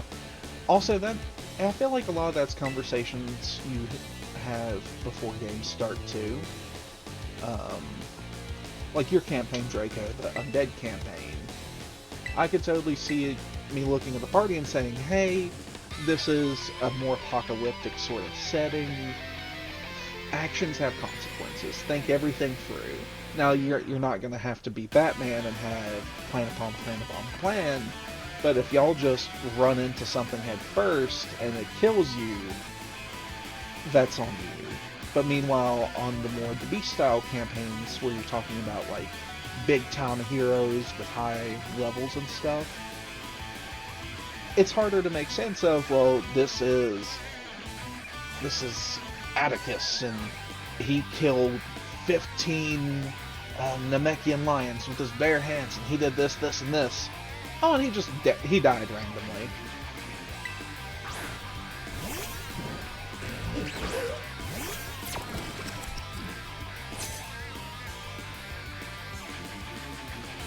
Okay, so he leads with a stun tank.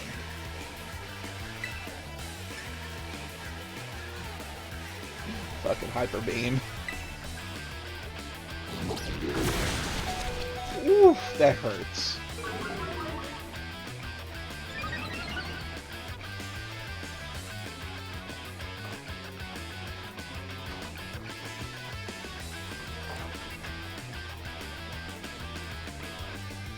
Yeah, exactly.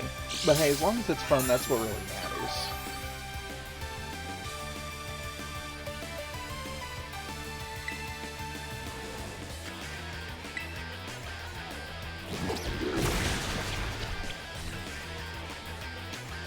So Cannonball fainted.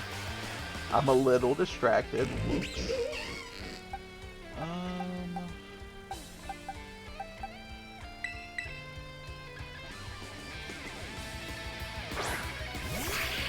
You two, the beast, you hopping off?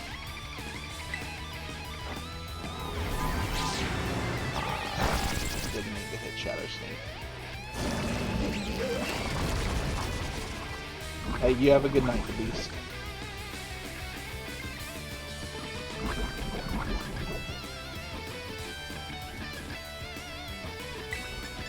Alright, Will-O-Wisp.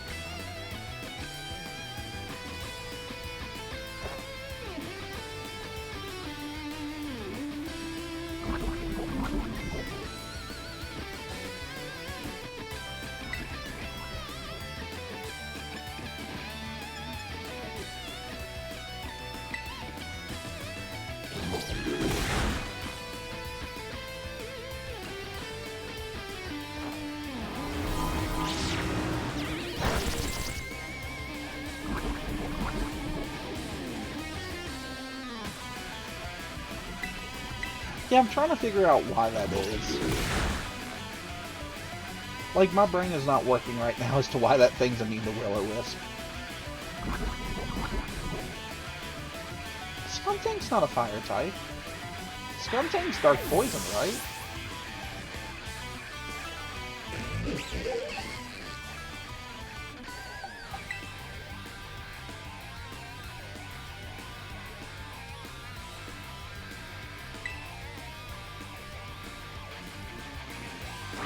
I don't think it shouldn't be.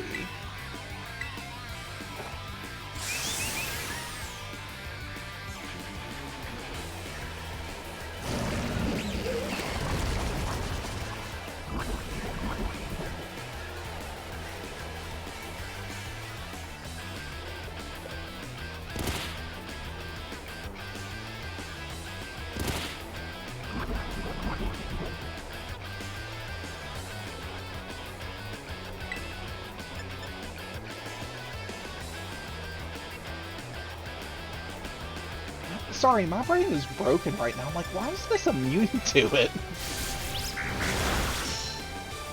Like, does it get thick fat? Like, what's going on?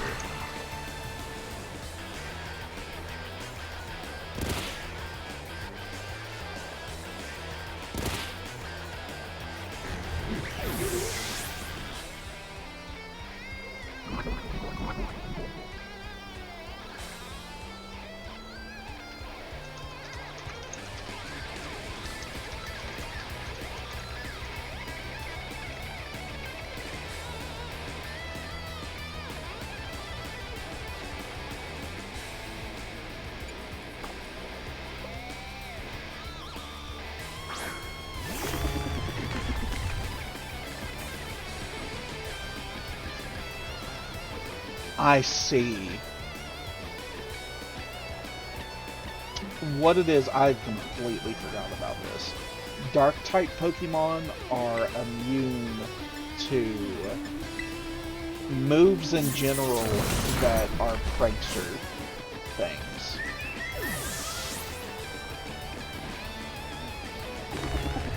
So, yeah, I thought it was just Prankster didn't proc against dark types.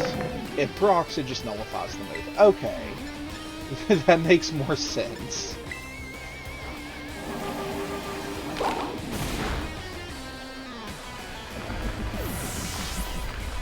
I'm not paying attention tonight. That is for sure. Yep. Oh yeah. And then you have this that's about to happen.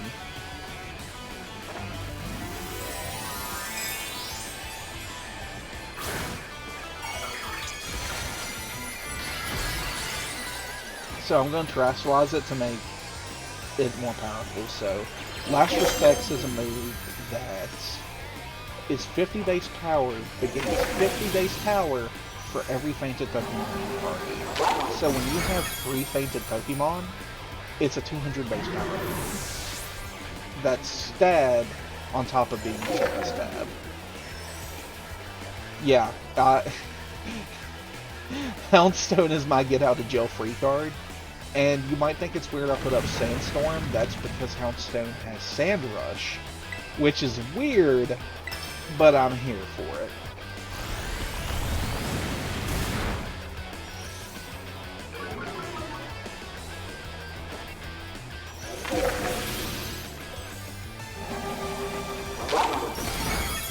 Yeah, Houndstone two-shotting the boss is very nice.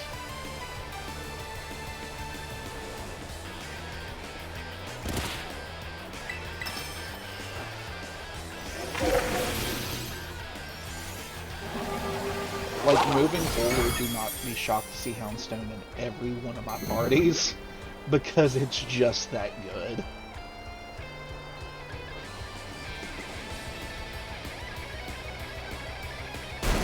But hey, that's the Team Star base. And speaking of things like I mentioned earlier that I now have set up, boom, Poison Star badge.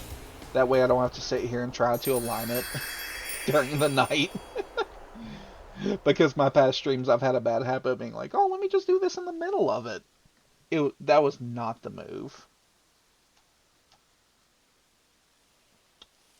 So let's also go ahead and get these boys back.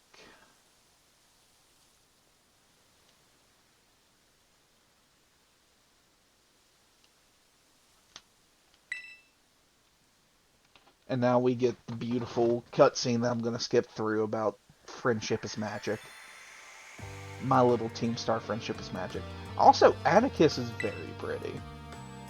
Like, the aesthetic is just gorgeous.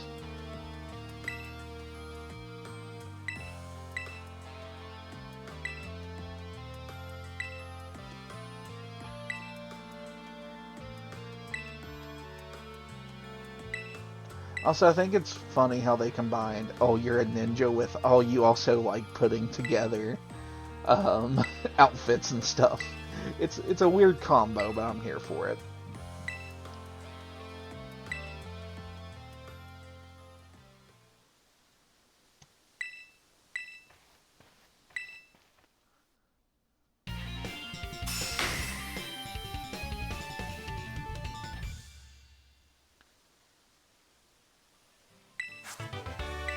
Gunk shot?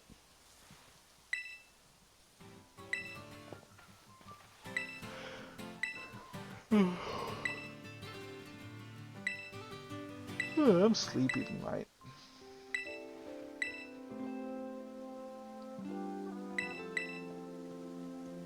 I'm sure you're probably heading to bed soon too, Draco.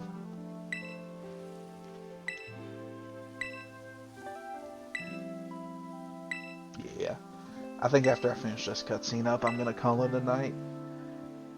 Honestly, the next gym is going to be annoying, but I really feel like for the rest of it, this should be a relatively easy playthrough. That's fair. I don't go until 3 and I'm excited. Might also leave early. We'll see.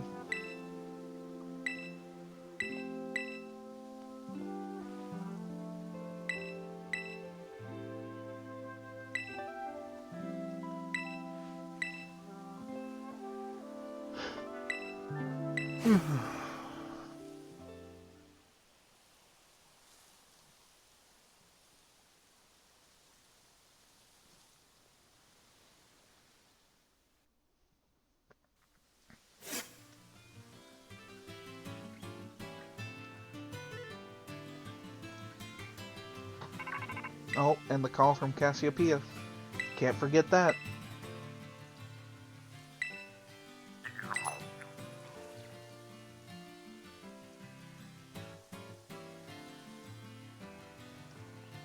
Very nice. My schedule where I'm back at the big blue box store is very random. They're keeping me on 3 to midnights for the most part, which is nice, but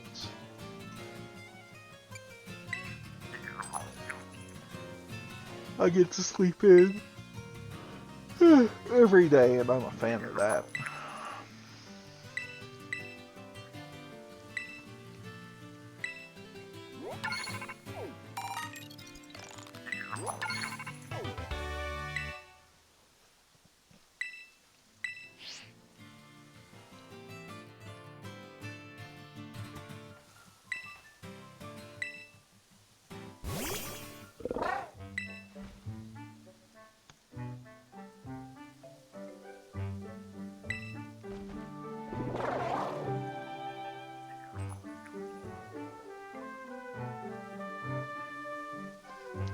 I get that. Always gotta do that post-work closing stuff.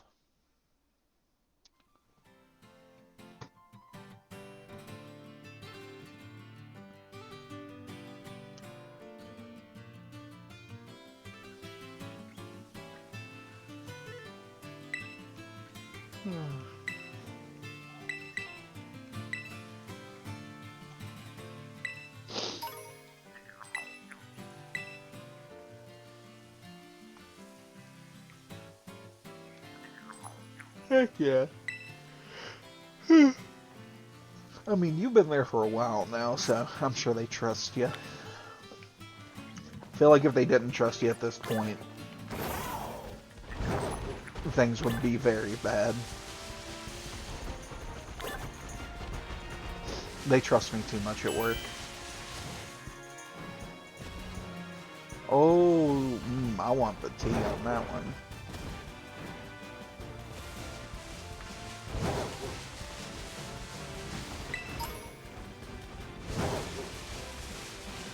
You know me, I am a catty queer. I need to know.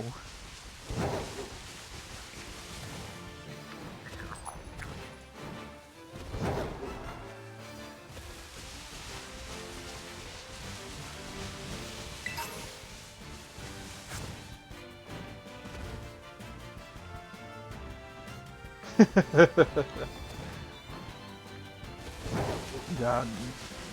Where I'm back at the big blue box, I'd kind of forgotten how prevalent those were in the area.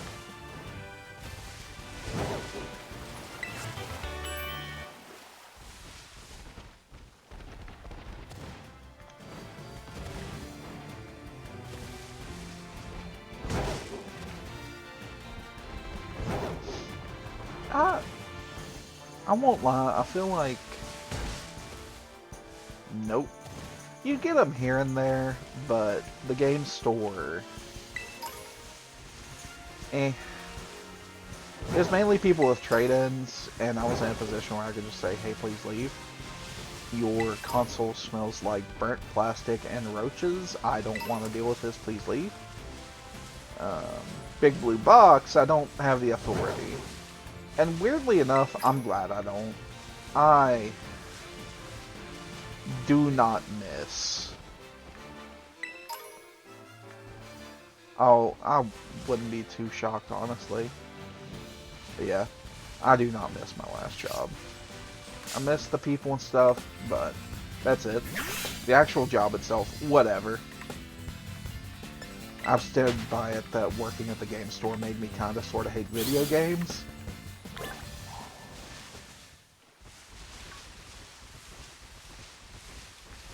Because you just, when it becomes your life 44 hours a week, you kind of just grow bored of it.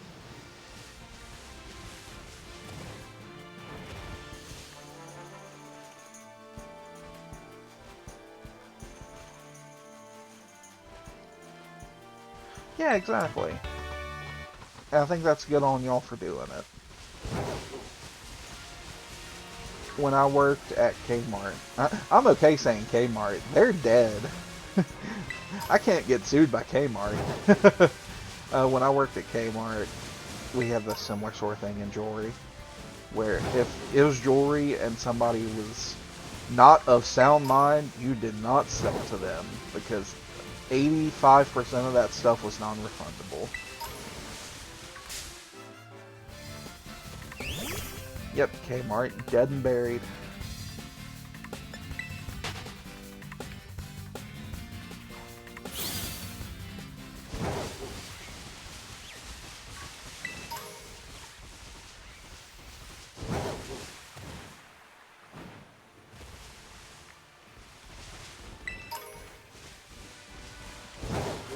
Also, I hope y'all get to enjoy it on the stream, watching me just, like, weirdly look at Pokemon.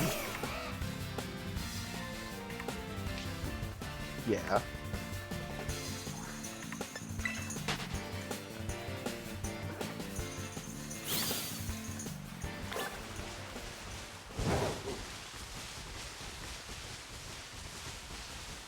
Yeah, I kind of want to hit up a Pokemon Center real quick just to see the new TMs. What up, Bellybolt? Bellybolt got hands. Bellybolt scares me from here on out. Oh, a Leaf Stone, I can have... Oh, wait, never mind. I have nothing to evolve. Maybe if I, like, shove it down Dreepy's throat, he'll evolve. Oh, I hope that item wasn't important.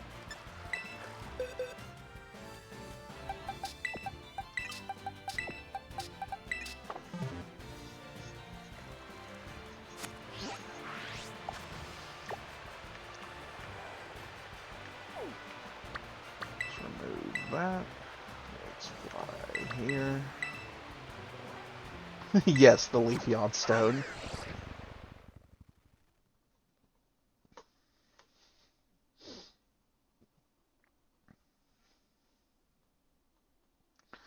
I just need to know why Pokemon Company, when Glaceon and Leafeon came out, why they were so dead set on, oh no, you have to go to specific areas to evolve these, even though the rest of them don't have that requirement in the least. Like, it's not like I have to take my fucking Eevee to a volcano to have it evolve into a Flareon.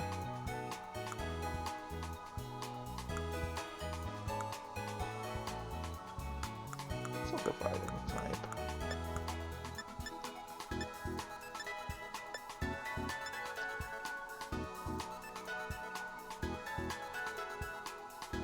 Yeah.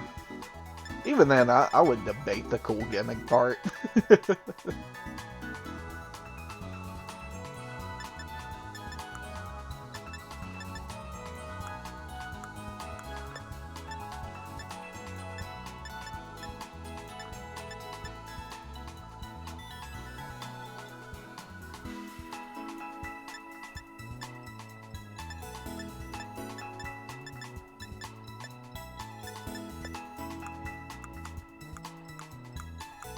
Oh my god, nasty plot TM, right? No.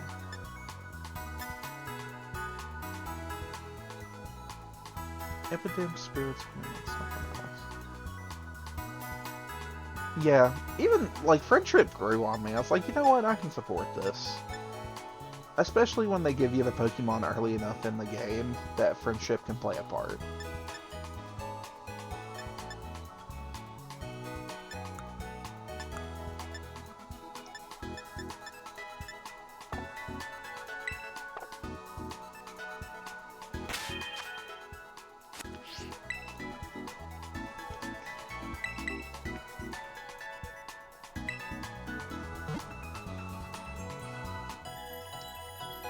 Yeah.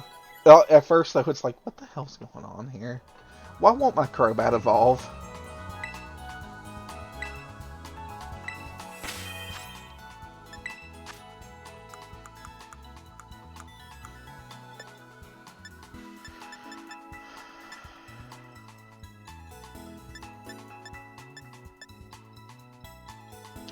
Sableye, why can you learn all these random physical moves?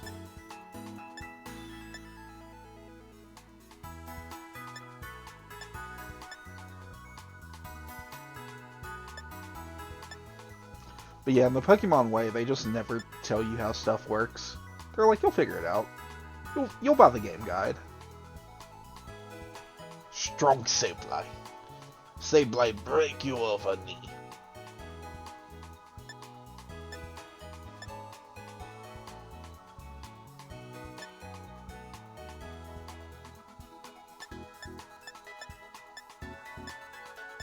Dragon Tail, Dragon Tail.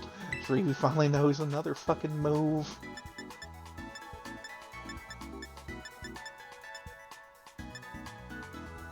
Get Infestation out here. Literally no one cares about Infestation. Hey, he still has a good gimmick. Prankster is a very good gimmick.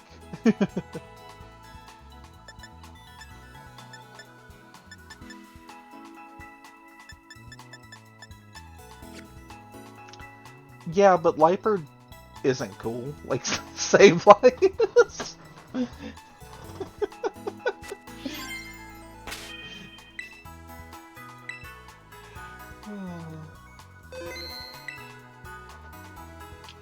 But yeah, so real talk, I'm really happy with the team.